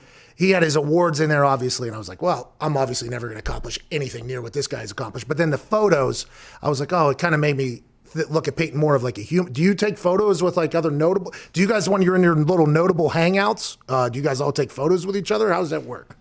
I mean, my office is not decked out with me and photos of other people. It's like famous people. It's me and my friends. You know, I have a picture from Tahoe with AJ and his brother, and my buddy Eric, and my buddy Brian and his buddy Clay, and I have a painting of the 7th hole at Pebble that Scotty Tolzien got me. Oh, I love Scotty Tolzien. Holes in all of golf. Yeah, he got me that for Christmas one year. I have, pictures with other friends. I got a Bob Ross painting in there. So, yeah, it's I love it. There you go. I see Bobby. You have to have dark in order to show light. It's just like in life. This is Dad Days for Life sent me this. Merry Christmas to me, dude. I put him right next to Jesus over here. He hasn't made his way over. Is that the Jared Lorenzen on there too? Yeah, the hefty lefty man. He sent this to us, or we bought it. I forget which one it was, but good guy. He's always on here every day. What a legend of a man that guy was. Yeah. He could huck that ball now. I mean, he would. Good man. He really could. He was standing there. He was just. Did you see Josh Allen last night? Did you watch the game last night? No. He can hum it, dude. It feels like there's some, like right now, it feels like there's a lot of quarterbacks who can fucking hawk that pigskin right now. You know He's got a hell of an arm. I mean, he can do it from every arm angle. And yeah. Did you see your boy Matty Stafford have a no-look touchdown the other day? Yes. Well, I mean, I said it on this show. I know. Right? Yeah. Yeah, and you never get any credit for it either. It shouldn't be surprising to people. He's been doing it for years. All right, I wrote down some things during the game to ask you about. You're squatting 405 pounds right now? Is that real? Yeah, that's real. When do you once a week? When do you max out? Are you maxing out during this? Tuesdays is my. No, it's not a max out. It's not a 1 rep max. It's at least 3 reps, and it's set. So I'll work up. I'll start like. Today was a lighter day, so I only finished with 365, but it was a different time. A different time, you know, the strain wasn't supposed to be like it is on other days. But we never do 1 rep maxes. It's kind of a build up in weight. So when I get up to 405, it's start with 365 and then go 385 and then go 405 or whatever.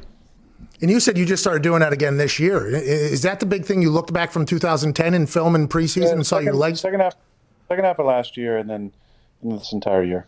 Yeah, I think it's really helped. I just need to build my legs back after I broke my leg and sprained my MCL in 18. I just couldn't do a whole lot on that leg. I need to build it up with proprioception first, and then once I got the proprioception back, then I really started adding some lifting. Proprioception. Balance. Ooh. Wow. Hey. MVP brain over there, dude. Okay, what was the thing you looked at in film from 2010 that you said you would let us know what it was at some point? What was it? It's the season not over yet. All right, we'll get that. That's all the secrets yet, Pat. Come on. Hey, okay, all right, great. You have most touchdowns in a stadium. Okay, there's Roethlisberger and Hines, I assume, and then there's Gillette with Tom, and then you passed Brett Favre, who had 216 or something like that. Lambeau, it feels like it's going to be home field advantage now for you guys in the playoffs as well. But is that your favorite place to play? I would assume it is at this point. It would have to be. But is there anywhere else that even comes close to playing at Lambeau for you? Well, I like playing at Soldier Field as well, which is this week. We've had some big there. It's way better with fans. I mean, look, the fans make the environment. Like, obviously the rivalry helps, and if you're playing a good team, but when you have a fan base that's so invested, like Chicago sports fans are, like New York sports fans and Boston sports fans especially, and obviously our fans, but there's just some places that are made more special by the ambiance and the noise and the environment that a fan base can bring. And Soldier Field is one of those places. It's such a fun place to play. There's so much history in that stadium and so many great players and great rivalries and great games there. And we've had some big ones over the years as well. Some really, some big wins. Won the NFC Championship there. Came back from broken collarbone at 13 and hit a 4th and 8 to Cobby there. So there's been some big ones over the years at that stadium. Always some epic battles as well, especially over the years with Urlacher and Briggs and Peanut and Julius and all the guys they've had, and now this group of guys who are super talented as well. So, and there's a lot to play for. They obviously have been playing better. They've won 3 out of 4 since we last played them, and they, have a fast track to the playoffs. They control their own fate.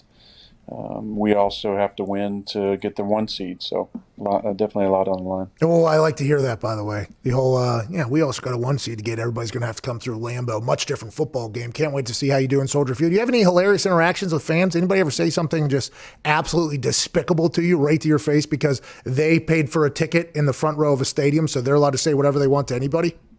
Oh, I mean, there's been a bunch. There's been a bunch over the years. I think the rowdiest and the biggest trash talkers and the funniest trash talkers are in Philly. Oh, yeah, me too. Yeah, that's where there's been a lot of different interactions. And we had a stretch there where we played them a few times in Philly. And one time I got hit with a battery in the helmet. But the funniest was we were playing them on a Monday night. I think it was in 2006. And one of your boys can fact check this. But it was I feel like it was 2006. Might have been 2005. But the entire game, every time Favre would come out of the game and we'd look at the pictures, somebody in the stands would yell, "Hey, Rodgers, get the splinters out your ass."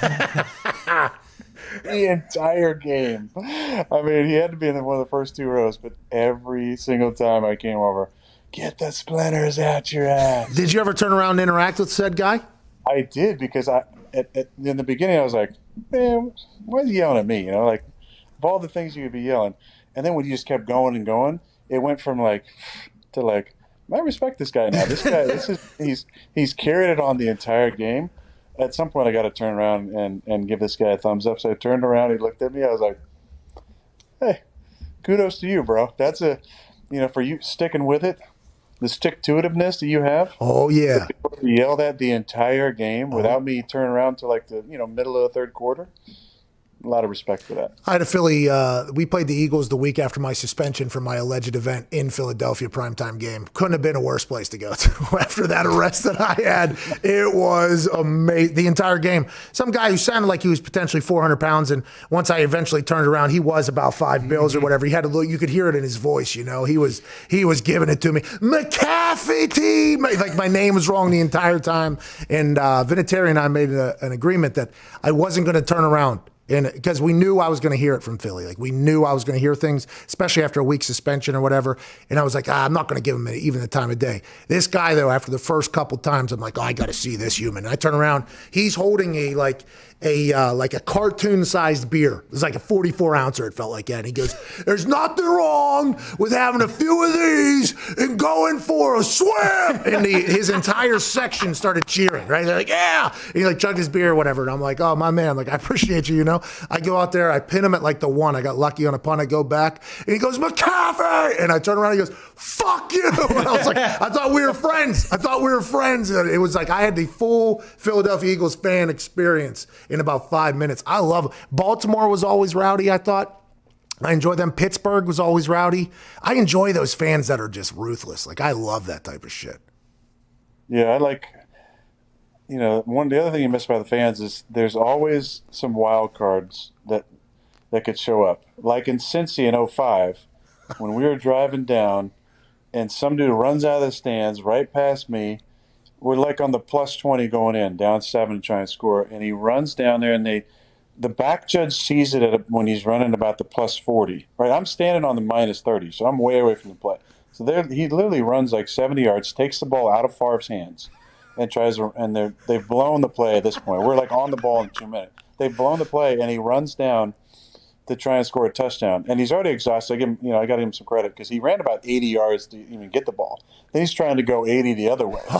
Tough. He wasn't in shape. In Philly, I believe it might have been that same game where splinters out your ass. Somebody ran on the field and dumped a substance at midfield. Turned out to be his mother's ashes. No. Wow. Oh, my God. Wow.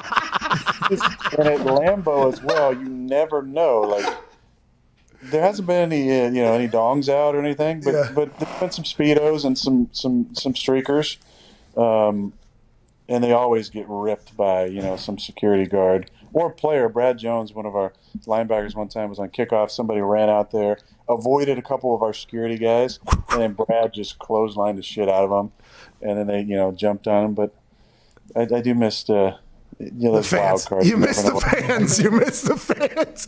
A lady or a guy dumping his mother's ashes on the midfield is a story I haven't heard, and I wish I did. Let's talk about running. You ran. My next question here, I have it written down. How tired were you at the end of the half when you ran a gasser before throwing it? But you ran 53 and a third all the way over there, gained like 4 yards or whatever. At what point were you regretting your entire decision there, or was it like, I can't believe I have this much time back here?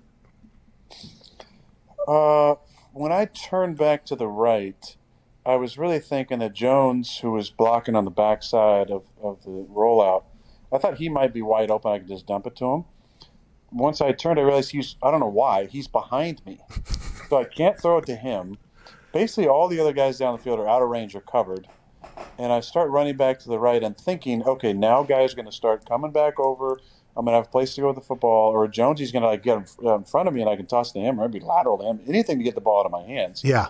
Because after about 40, 50 yards, I'm pretty gassed. Then I have to do the calculation in my head quickly. How far is this sideline compared to how far to 51 drills me? And then at one point, do I want to take him on and try and juke him? Because I juke him, I get like 20 yards. That is a fleeting thought that gets out of my head very quickly. Then I realized I got to try and make it to the sideline, and was able to just make it. Then there was some really interesting trash talk that went on, as 51 decided to call me a name, and then I asked him why he called me the name. And so there was a good back and forth. And then 98, wanted to jump in and have some conversation. So there was, to answer your question, as I left the field after throwing it to Tay there on whatever down that was, about halfway up the tunnel, I was like, man, my leg's a little heavy. A little bit tired. Why don't I just throw it away? Normally, you get along, by the way, with the opponent. What happened between 51, 98 and yourself? Did it end up being a kosher, or was there a little bit of problems there? It was kosher towards the end of the game. 98 was Mississippi State, really good player, and he played with our left guard, Elton Jenkins. And so we kind of knew that he was going to be talking most of the game. And literally at one point late in the game, he said, "Can't run my side." And we both, and it was like me and I don't know, it was Big Dog or somebody else. We looked up at the scoreboard. We're like, we ran for 225 yards. So ran pretty well to both sides tonight. That was. I like the interaction, and we had a good time with that. 51 and I had a good conversation after that. Yeah, I could imagine. I was just confused as well. I ran out of bounds, and he's calling me a name. I said, what name did he call you? You won't even say it. You don't have to say it. Can we describe it? Is it a very soft, delicate, very important to society thing? Well, no. It wasn't even a big deal. He just, it wasn't great trash talk. It wasn't. Oh, did you tell him that? Like, if I had to grade what you said to me, they're also weak, by the way. Is that? I told him, I said, I appreciate the banter, but the trash talk wasn't top notch. All right, next question. Malcolm Butler does the belt, okay? He intercepts you, all right? As soon as he intercepts you, he knows in his head, I just intercepted a goat here. This is going up in the office. Probably this ball right here is going up in the office. It's going up in the man. You could see that he kind of forgot what he wanted to do. Then he did a very subtle belt, okay? Just a very subtle one. You guys were up 19 at this point. He did a very subtle belt at this point. Then what followed there, I don't know if you know this or not, but I'll let you know. But you went to Devontae, and he ran by him, and then you dropped one in the bucket right by Malcolm Butler, and then you guys scored a touchdown there. What did you see the belt, and did that affect any of the future plays that happened in the rest of the game? I didn't see it. You didn't see it? I didn't see it, but I think at this point people should know that that's just hasn't worked out over the years. Oh, man. It hasn't. Even my boy Jimmy Graham did it back in like 2011 when we played him in the opening game. It's just it hasn't worked out very well. So I don't have a whole lot to say about that. I didn't see it. Wouldn't have stopped me or made me want to go his side anymore. Yeah, there was nothing stopping you and Devontae this weekend. He was, I mean, watching you throwing in the 20-degree weather in the snow is stupid. You make it look very easy. Him cutting, it feels like he just has a different balance to him in the snow than everybody else. He was making it all look so easy. And your quote after the game was, "You've always said that Charles Woodson was the best football player you've ever seen. It's time for Devontae to get into that conversation." What is it? Has this year been anything different with Devontae? Has this always been Devontae? We just haven't noticed, or is this just what he is? Unbelievable to watch. You two are a hell of a tag team. It is a blast to watch you guys work. Yeah, I mean, I think just the way that he's dominated, I haven't seen this type of domination since Charles. It's just been on a different level. We've played 15 games. He's played 13, but really 12 and a half because he missed the whole second half of Detroit. So the numbers that he's put up is ridiculous. And you start talking about the history of a franchise.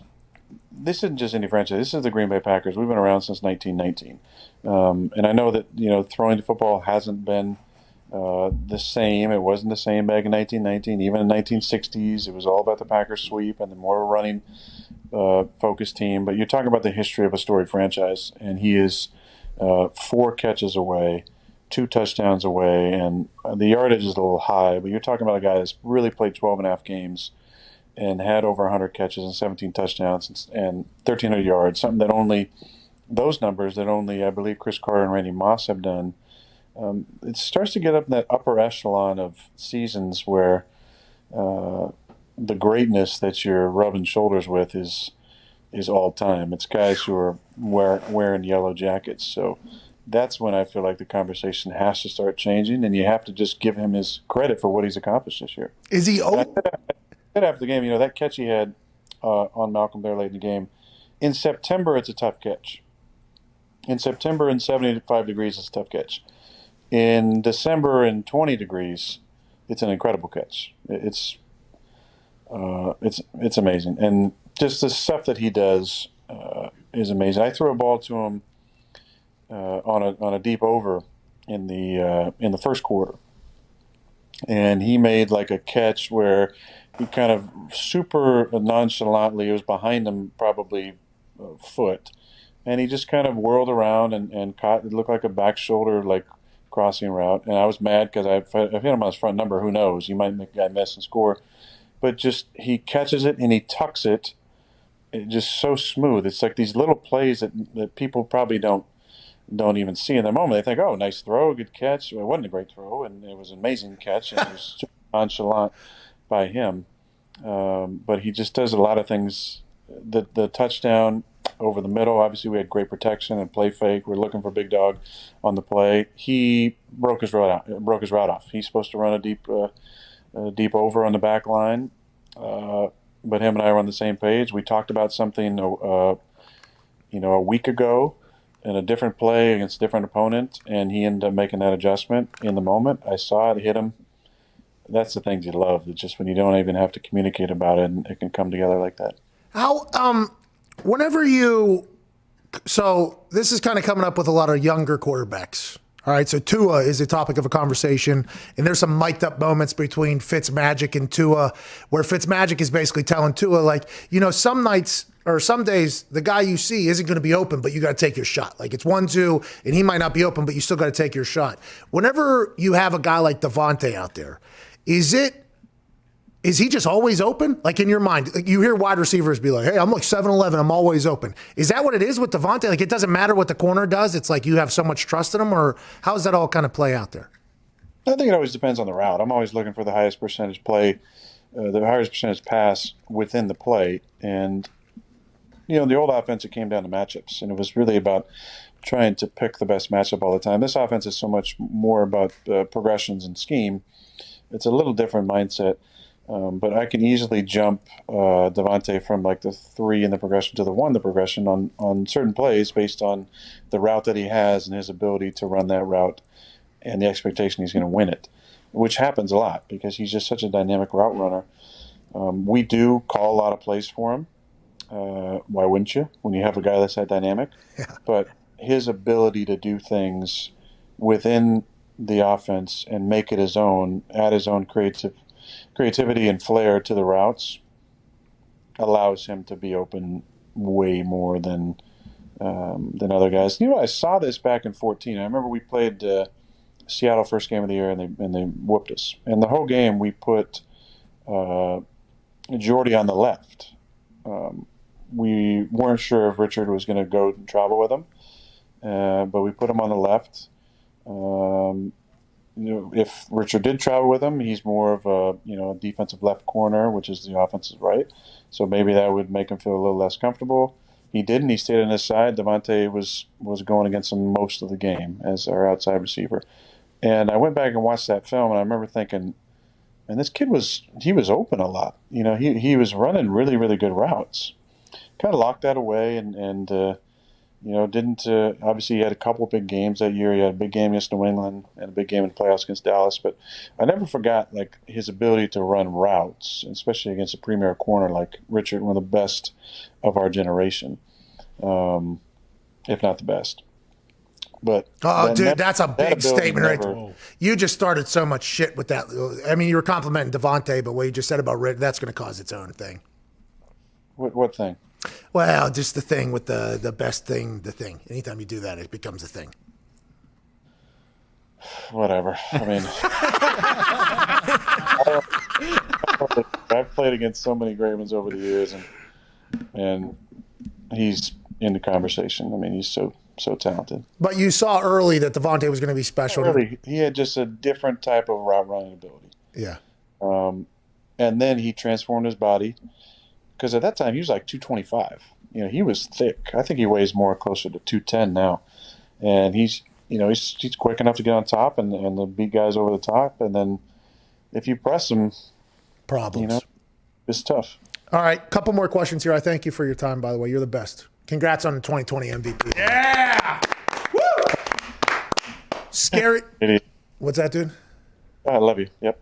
Roger Goodell, I love you too, man. Roger Goodell told me that I was allowed to announce that today if I wanted to, so that was very nice. He tweeted me. Oh, Raj, yeah, sure he did. At NFL Commission, dude. Hey, what's Scary Ninja mean, dude? Does that mean throw to the left? No, I can't tell you what that means. You're going to have to change it. Everybody heard it, dude. I'm not the only one that heard Scary Ninja. I mean, it was very loud. It was like you were screaming into my living room, Scary Ninja, that particular But how awesome is it to be able to say that? Now that they can hear everything? I mean, what's cooler than a Scary Ninja? Scary Ninja! Green 19s! And it was a throw to the left. I was so... Just, it felt like you were even maybe grabbing the microphone with how clear it came through. It sounded like you were even like as loud as you possibly could. You won't tell me what it means. That's great. Aaron Jones stepped out of bounds on that long play. At what point do you know he stepped out of bounds, or we got to hurry up and snap that thing before it challenges out there? Does Aaron tell you that he potentially did it, or how's that communication work?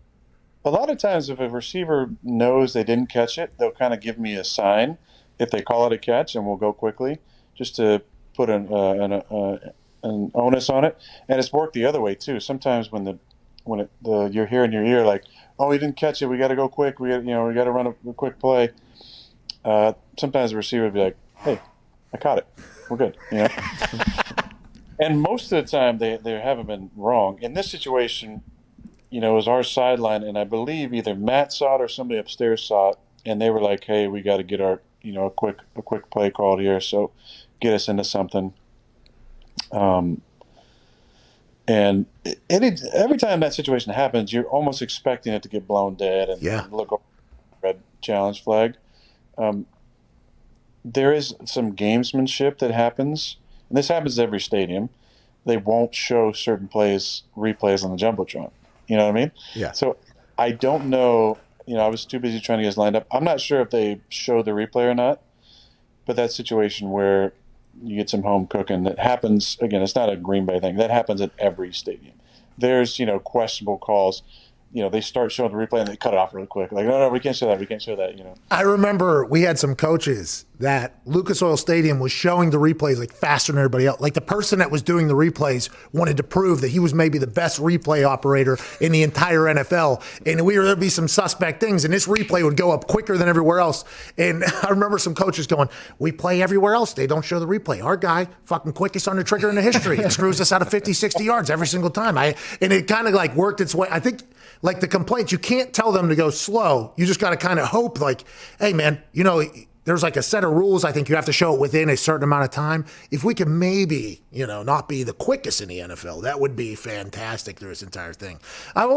Because you catch people off sides, obviously, with your counts, too many men on the field. This past week, that was an obvious out of bounds that they didn't call, which a lot of people had questions about because there was a ref staring directly at that thing and they didn't call it. But it's also a snowy field with white lines. True. How do you know? Did you know where you were at all times? Did they get because I saw they had the sideline so you could see every 5 yards, and then they had the hashes so you could see it. Did you know exactly what yard you were on every single time? No, because you couldn't. It was hard to see where the yard markers were on the sidelines. So no, it was confusing at times for sure. It wasn't the snowiest game I've been a part of. It was probably top 3 or 4, but it does change. This changes. A couple of times where I threw to a guy and the end of the snow on the field was the beginning of the, let's call it 4 feet that they were able to plow by the sideline. So it was a weird dynamic to like guys are still going and getting hit and tackled. Even on my run where I ran 78 yards or whatever it was, I got to the edge of the snow and I didn't realize, oh shoot, I still have like 3 feet until I get out of bounds where he can still rock me, Yeah. And I'm thankful that he didn't. But it does make things a little more difficult, I think, for the refs looking at that. But yeah, I mean, it all balances out, I think. Hey, you're the man. What are you doing today? Outside, you got your squats already done? You got a massage today? Big massage? You going to watch The Empire Strikes Back, maybe? Yeah, Ooh. Massage. Look at some more film, and then just had Christmas, so there's some cleanup to be done. Oh, and Aston Martin was parked out front, or what, from Bakhtiari? Oh my God, I didn't bring that. I do want to give Dave credit because I've been giving so much shit on this program. He did give me an Aston Martin. It's a model Aston Martin that looked like it was used as well. So it wasn't even a new model that maybe he spent time putting together from Hobby Lobby or Michaels or something. But he did give me a model of that, and I have to contractually tell you guys that he supposedly is getting me a golf cart. Oh, like one with speakers and like souped up a little bit, like a nice golf cart? It's supposed to be souped up. I don't know if it's an Aston Martin golf cart, but I will say that I am excited about that. I want to let you know that, we it wasn't the right movie that you talked about, and we ordered this 2 weeks before Christmas. It just got here today. This was going to get sent to Lambeau. We were going to send this over, to kind of flex on Bakhtiari. Mm-hmm. We're not sure it's the right Aston Martin, but it is an Aston Martin. Turns out we'll just leave it right here on the desk for you. No. I'd love to see, because that one looks new. The one he gave me is 100% used. I don't know if he bought it off of eBay or something, but it wasn't even clean when I got it. It had smudge marks all over it. It needs a good wax job, let me tell you that. So his gift I'm still holding out hope. His gift was solid. It was solid. I mean, he's getting me I know how much those things cost. He's getting me a golf cart. I don't know where I'm going to put it. It's winter time. I don't know if I'm going to see it, next September. You put it in Malibu. No, there's no place to put it out there. Oh, because it's so much beach and the house is so big? Is that why? Yeah, basically.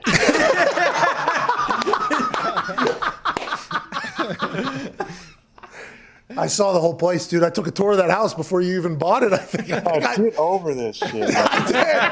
I'm telling you, I did, dude. I'm so sorry.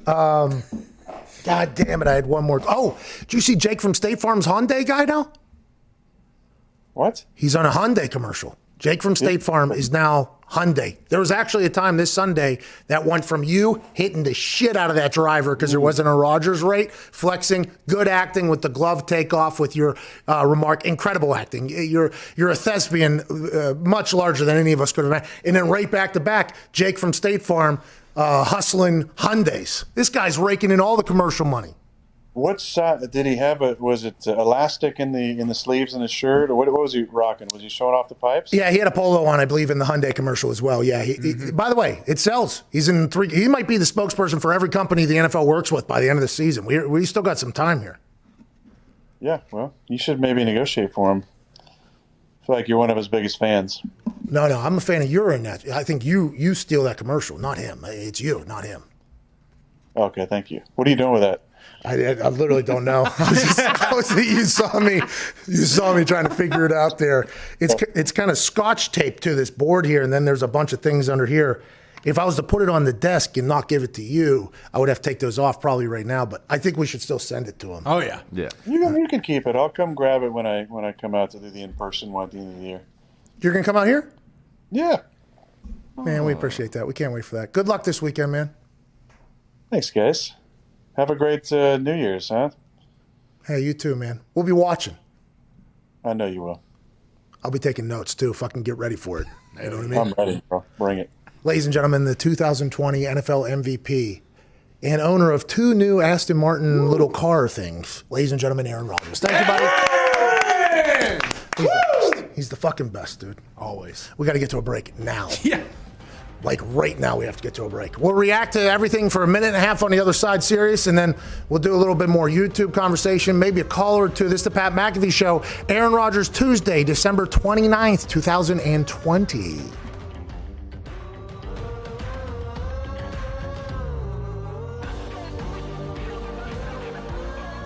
He's saying don't go off the top, it's too shallow.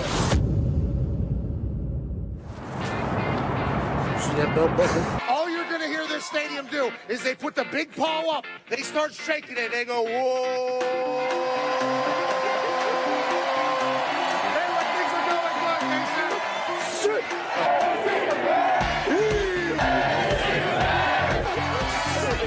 Yeah, he loves the defensive side of the ball. He said yesterday to me that this is a blue-collar team. They win it on special teams. They have 5 block kicks this season. The defensive side of the ball, Lynch leads the Big 12 in sacks. But also on the offensive side, Denzel Mims is an absolute animal. He is a weapon.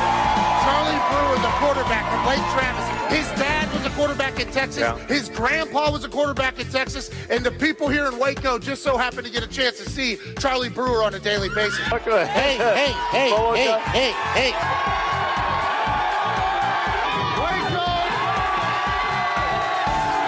Yeah, boomer here is going to mean a little bit different than what it means on the internet currently. And hopefully here in Baylor, they hope they're not hearing a lot of boomer sooner. Everybody wants to be a punter, including quarterbacks. If I was a quarterback, I'd want to be a punter as well. 0 yards on that punt. It's an embarrassing situation. The Dak dance that gets on national television has led to a lot of losses, but you got to respect the hips being able to. What sign am I going to make for college game day? Well, I want to make something creative. I want to make something fun. No, to hell with it. I don't like OU. It's so thick. Look how thick that thing is. That's years and years of patience. You're heading right for the boat. Right now? Okay, let's do it. We are out here on the Brazos River, which you can take a boat to the game. One of the only stadiums in the country that you can do that. It's beautiful out here. A lot of people would say, this is the last time I'm going to be on game day. The last time I allegedly did what I'm about to do, I ended up in a jail cell. Let's go!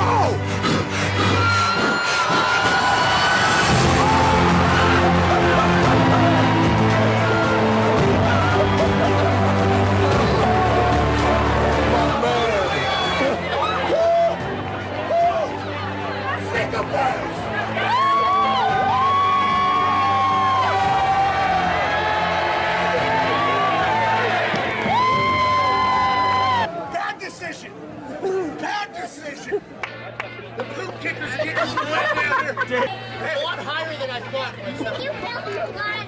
You look like Ric Flair.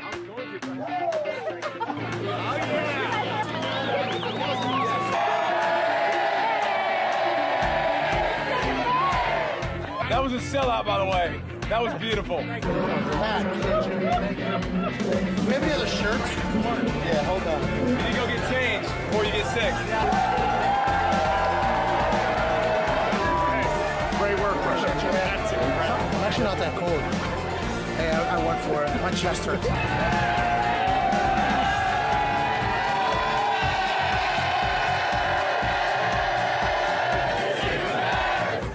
It was like 5 feet. I was standing there. That's full commitment, by the way.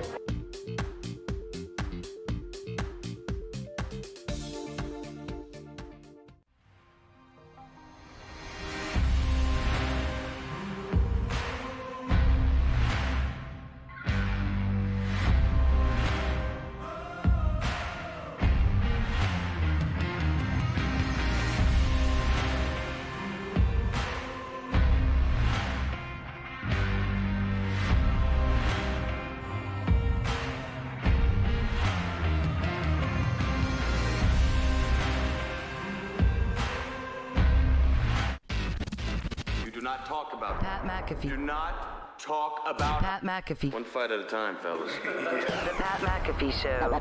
That's right. Today's show is brought to you by Arby's. Promo code MEATS on DoorDash for orders of Arby's more than $15. You get free delivery. We gave away our Arby's bricks today. We had 4 winners that we selected throughout the show through different tasks who entered with their 4-digit numbers. If you haven't had Arby's recently, go get it. Their food is unbelievable. Double beef and cheddar about to hit my mouth as soon as we go off the air here. Smokehouse brisket, you name it. Can't thank Aaron enough. Ryan Clark, AJ Dillon, and all of you for listening. Shout out to JT the Brick leading into our show. And Chris Mad Dog Russo with Mad Dog Unleashed on the other side of this break. His show will be better than ours, we promise you that, but not better than Aaron is at playing quarterback. Mad Dog Unleashed is next. See ya. See, that was a professional thing we did. Oh, yeah. We led into the next show. Well done. And you got the Arby's. Gave a shout out to the last show, too. Last show. Shout out to that person. Smart. Gave us good lead in. Wow. Very thankful for that. Then we went to the next show. Here we go. This is what's going to happen. That show is better than our show.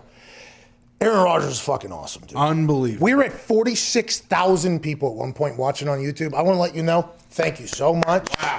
Thank you. Thank you. Thank you, YouTube. Thank you,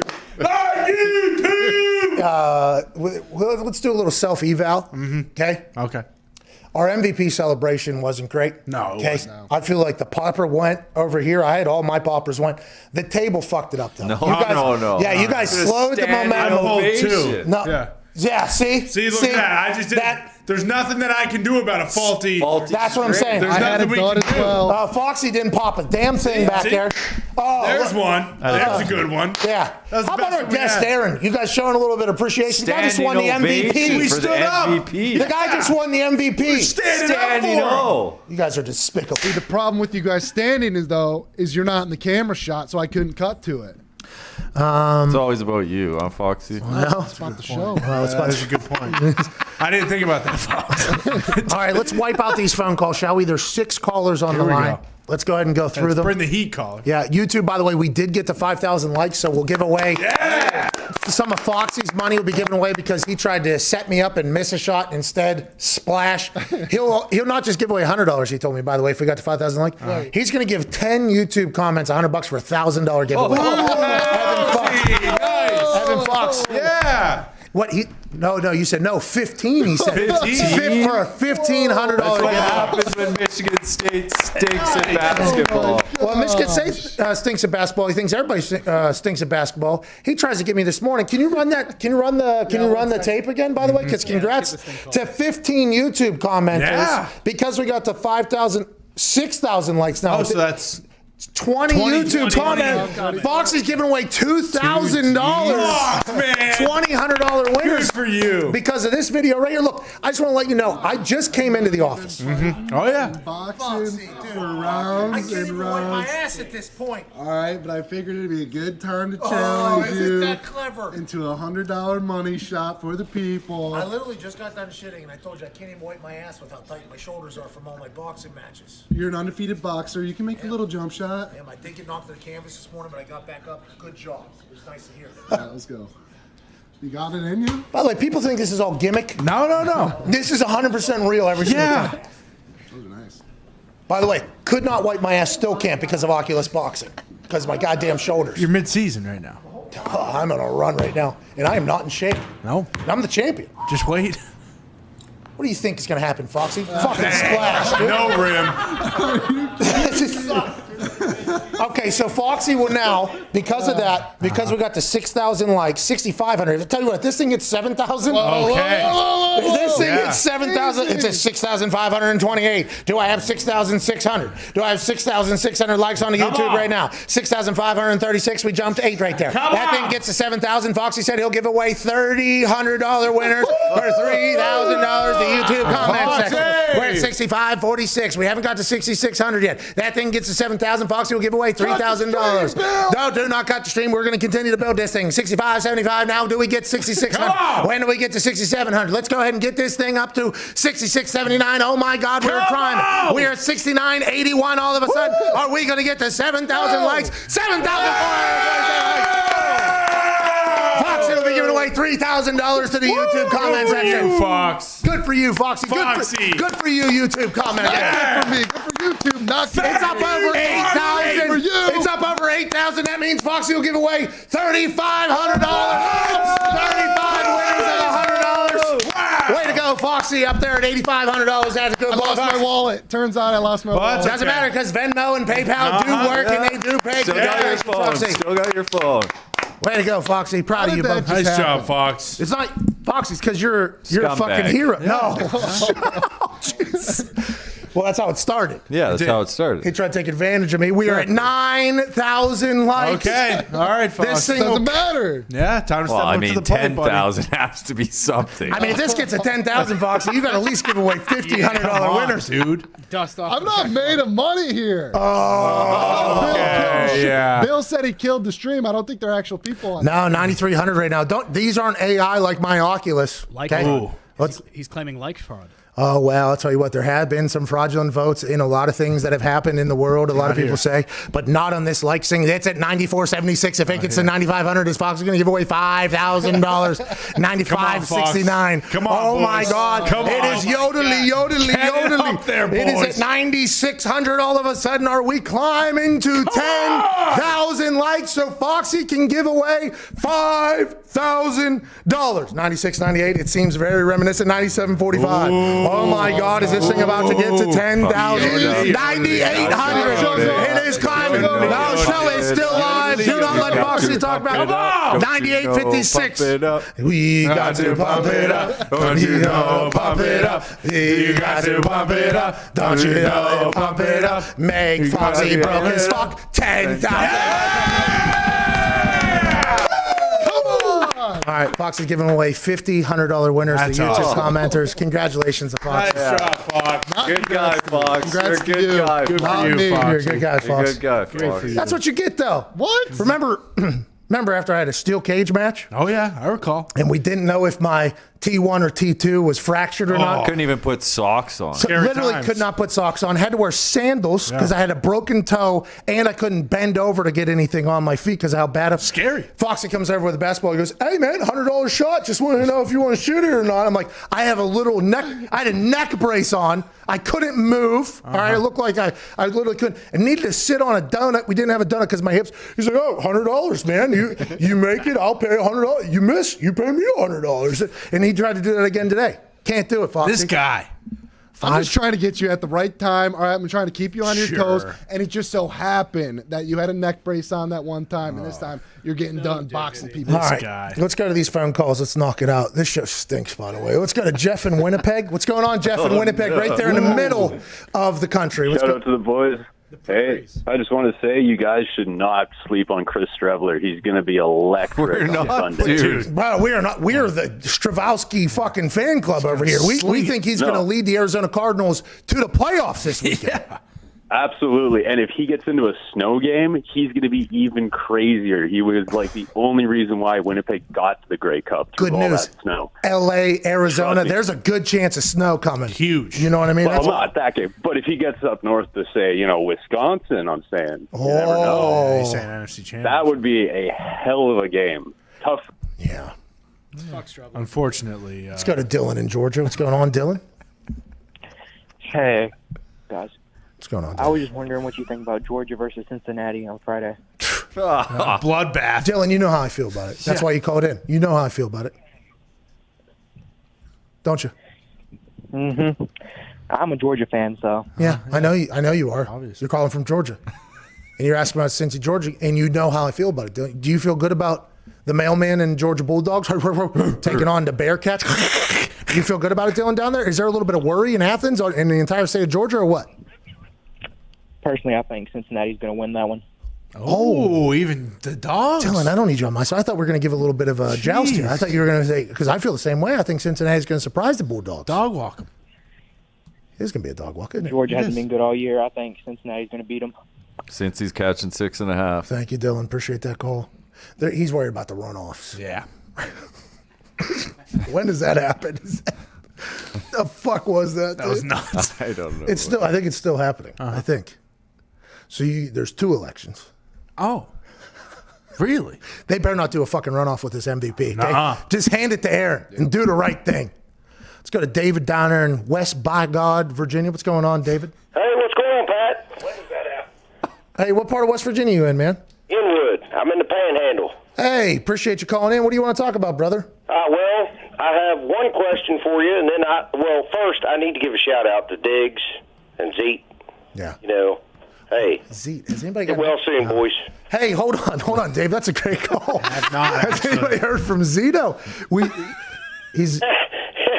Well, I'm glad I called then. Well, hold on. Diggs said he's feeling better. He's coming. He said he's starting to feel better, right? That's what he said. He actually did the entire Hammered Down episode yesterday. Looked good, too. What were you going to say, Jason?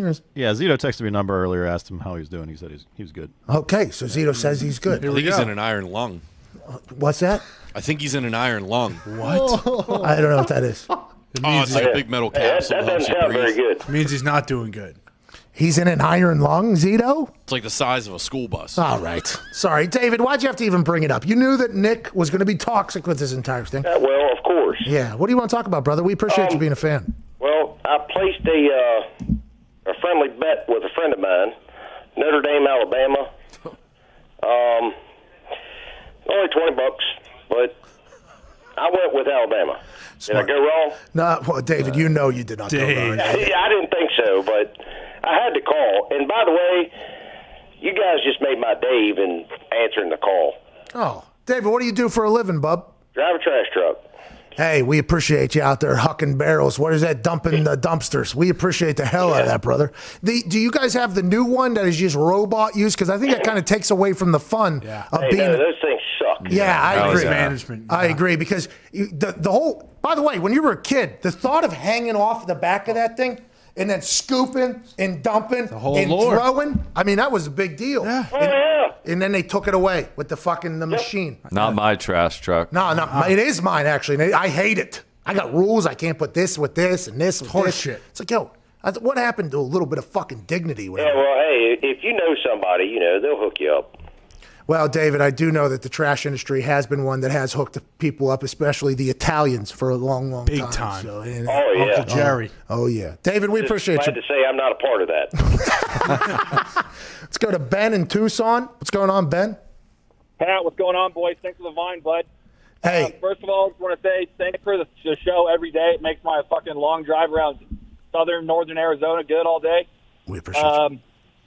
Also, I want to get your thoughts on why are the Minnesota Viking fans, my fellow Viking fans, expecting and happy with mediocrity year in and year out, and they want to keep Mike Zimmer, who's 15 games under 500 since he started there, and they just want to keep him to keep running the rock every year so we can keep losing the Packers over and over and over again, and everyone in the NFC North never have a real shot in the playoffs.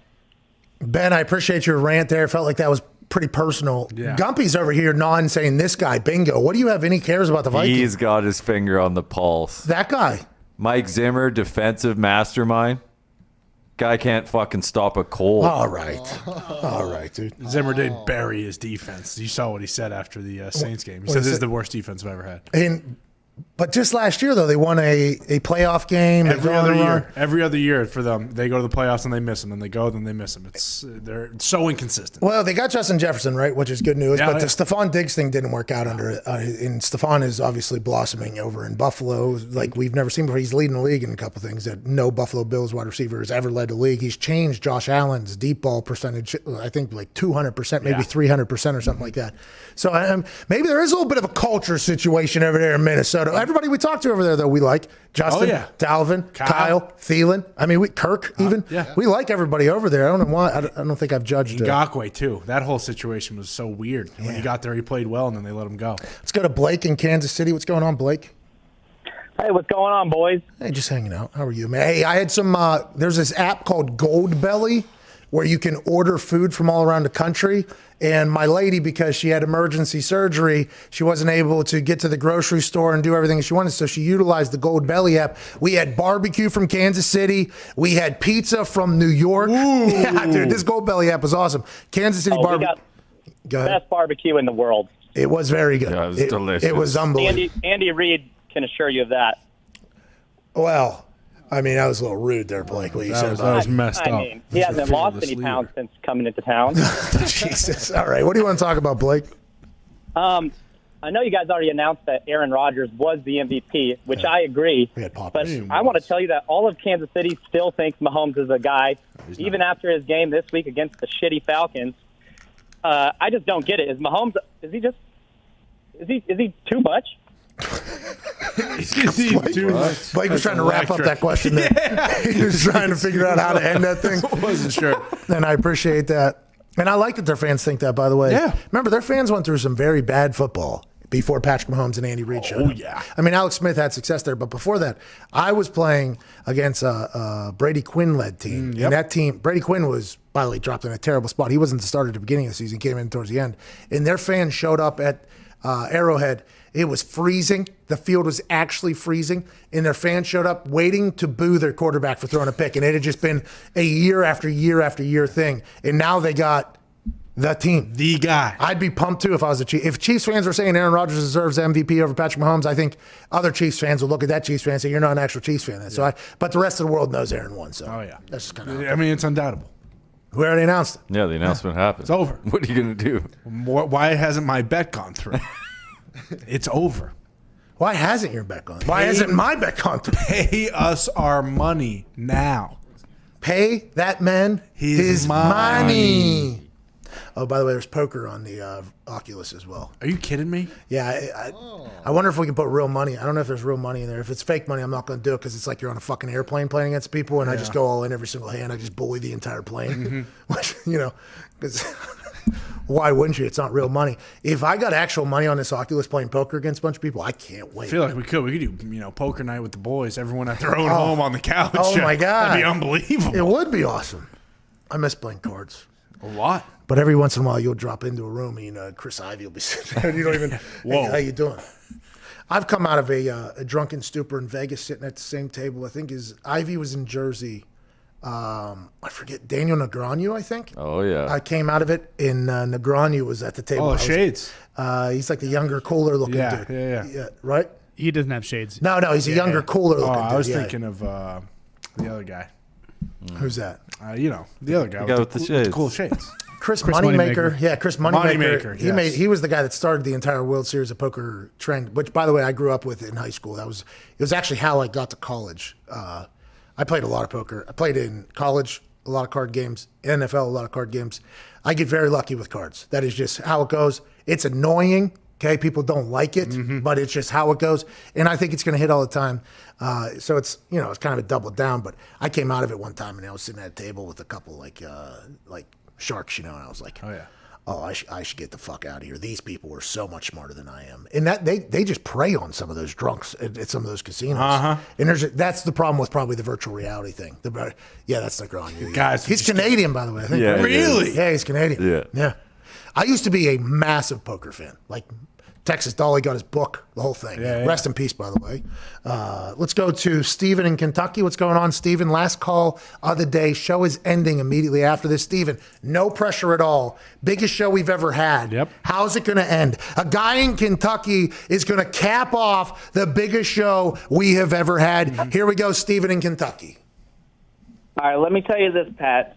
It was Aaron Rodgers Tuesday, but I think it's MVP Tuesday. Yeah. Okay. Okay, Steven. And Kevin Green was looking over those Packers on Sunday Night Football, and old J to the K, Scott, made his first NFL tackle.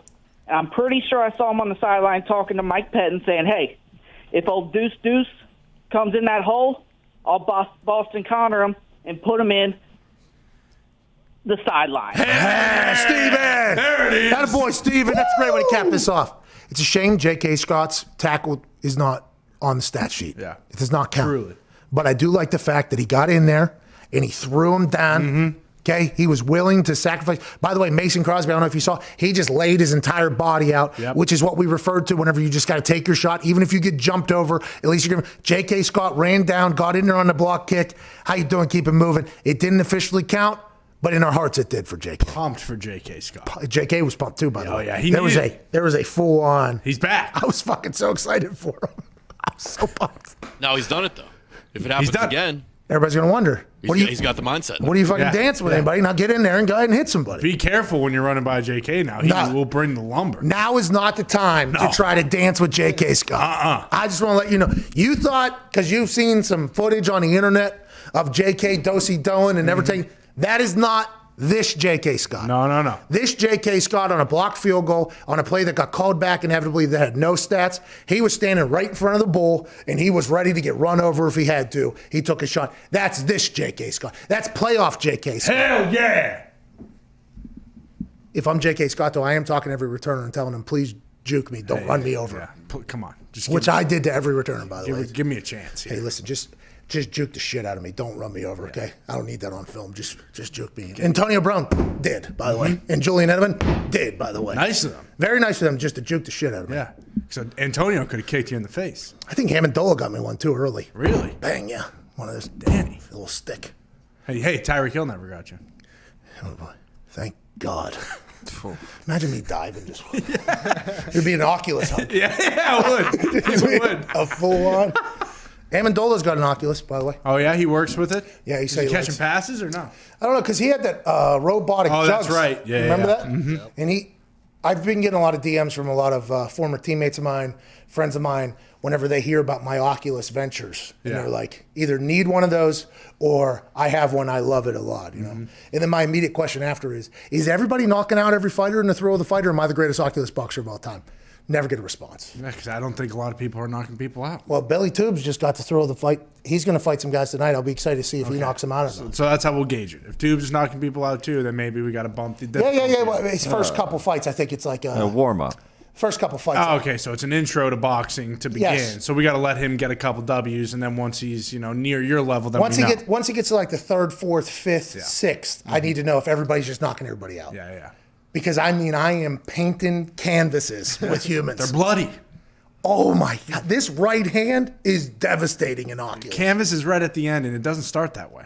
Today, I got knocked down for the first time. Really? Yeah, fucking moneymaker dude from England. This big son of a bitch. First time I looked up at a guy. Yeah, he had a thick skull, didn't he? I knocked him down 6 times. He kept getting up. I thought it was over every single time. He dragged me deep into the third round of a 5-round fight, by the way. I'm in 5-round fights now at this point. 5 3-minute rounds, yeah.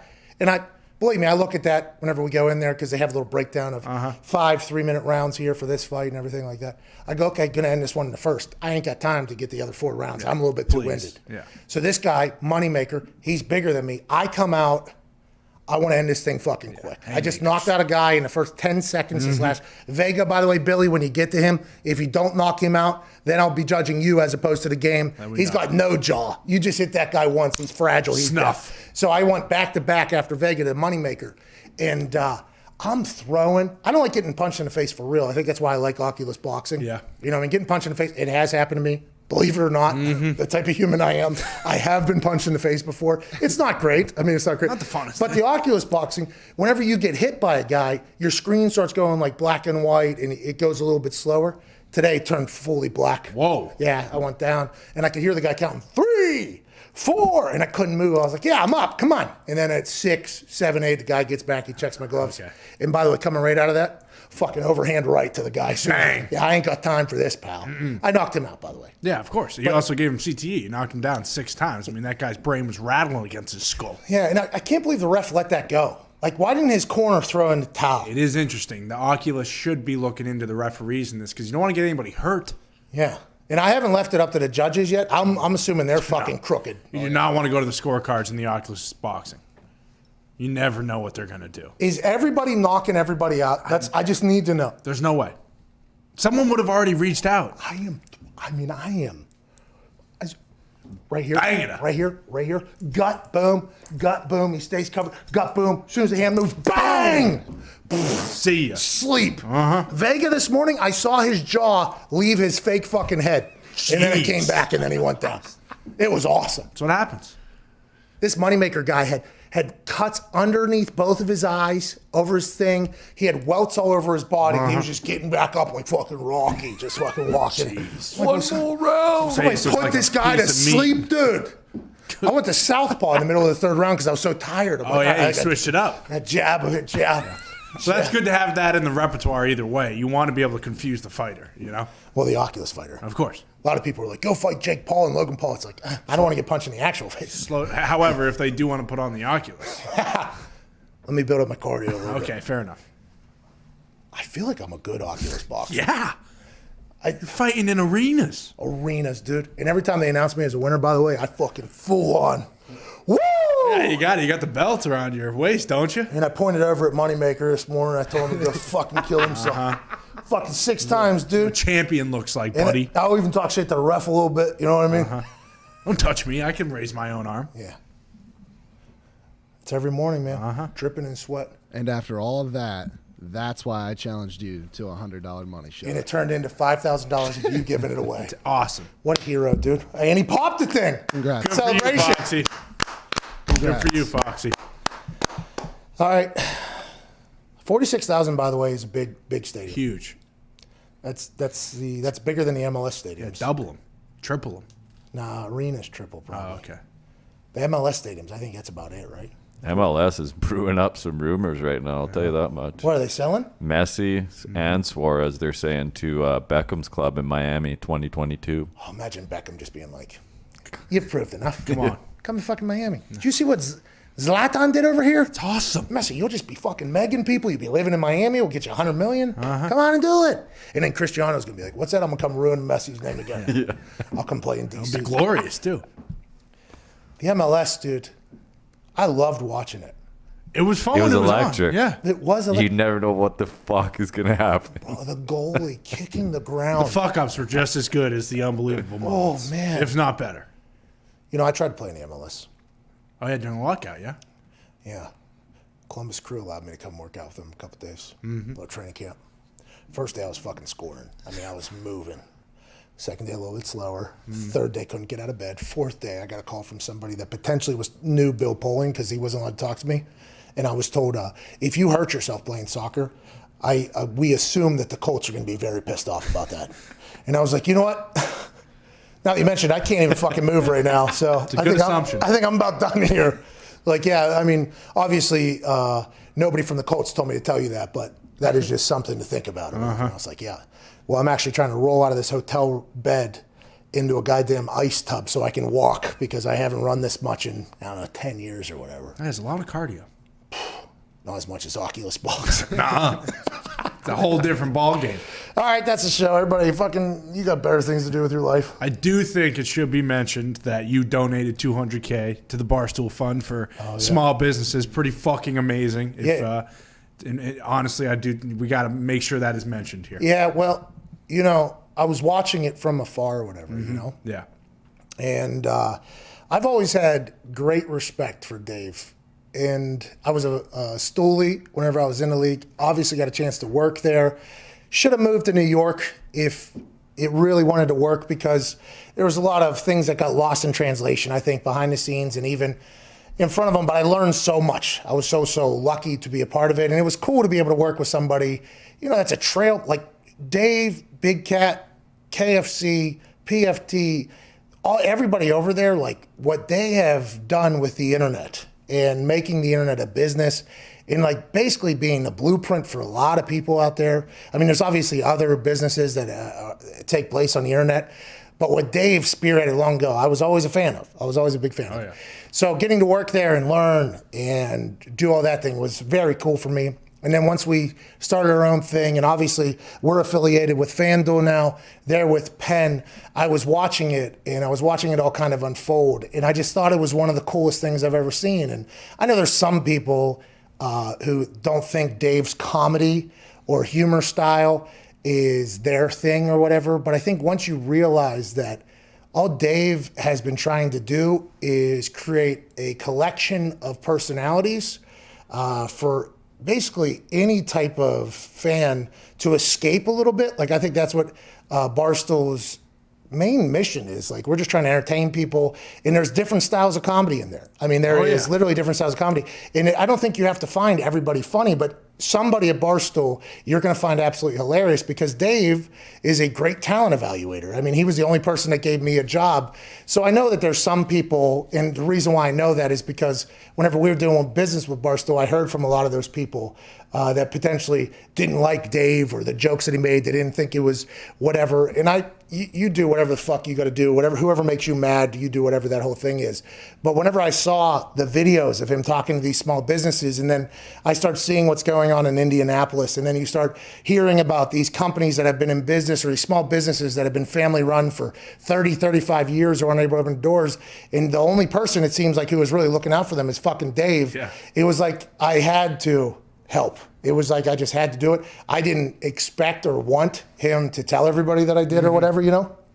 But I thought it was the least I could do. Yeah, none of us knew until, I didn't know at least until I saw it on Twitter. I was like, holy fuck, are you kidding me? Well, it was just some of those videos, watching him tell the people, it's just like life-saving. He's saving people's lives. It's truly touching. Like, it really is. You know, Dave, big brain dude, man. Mm-hmm. And for me, he was always nice to me. He was always a good dude to me, you know? So I'm very thankful for the opportunity to do it. I love what Dave's doing. $200,000, hopefully going to, definitely going to something much better than what we would spend it or I would spend it on. So thankful for the opportunity. Dave's a cool dude to me. And it's very awesome what they're doing, man. Yeah. $9 million they're up to. Great cause, yeah. $10 million maybe. They'll keep going, hopefully. Yeah, because nobody's looking out for the people. Nobody. You know what I mean? Because the thing is, the hustlers, everybody just assumes they'll be able to figure it out and keep themselves going. But if you don't allow them to do anything, Indianapolis is just a fucking. There's just nothing they can do, and I'm sure that's. I'd given money to Indianapolis companies. I'd done that because my lady is tied in pretty deep to the downtown community here in Indianapolis. But it's just like, yeah, man. I was lucky to help. Cool to help. Absolutely. Very cool what they're doing. Thanks for bringing it up. 3:26 Eastern Standard Time. Show is over. We'll be back manana. Big guest tomorrow. Huge. Hey, big guest tomorrow. Look out. Big guest tomorrow. Big guest tomorrow. Do we know the names? Yeah, of course. Obviously. Are we going to give it away? No way, dude. All right, thank you all. By the way, Foxy owes you $5,000, so make sure you tweet at Evan Foxy. And if you won the Arby's bricks, make sure you DM Nick Morado. A lot of giveaways tomorrow. We'll announce who won the PS5. Ooh. Tomorrow or Thursday. Either or. Because we're going live on Thursday. We weren't originally going to go live on Thursday. So probably Thursday, if I had to guess. New Year's Eve, that's probably the right time to do it. Giveaway treat. Yeah. All right, that's the show. Thank you all. See ya. Cheers. Woo!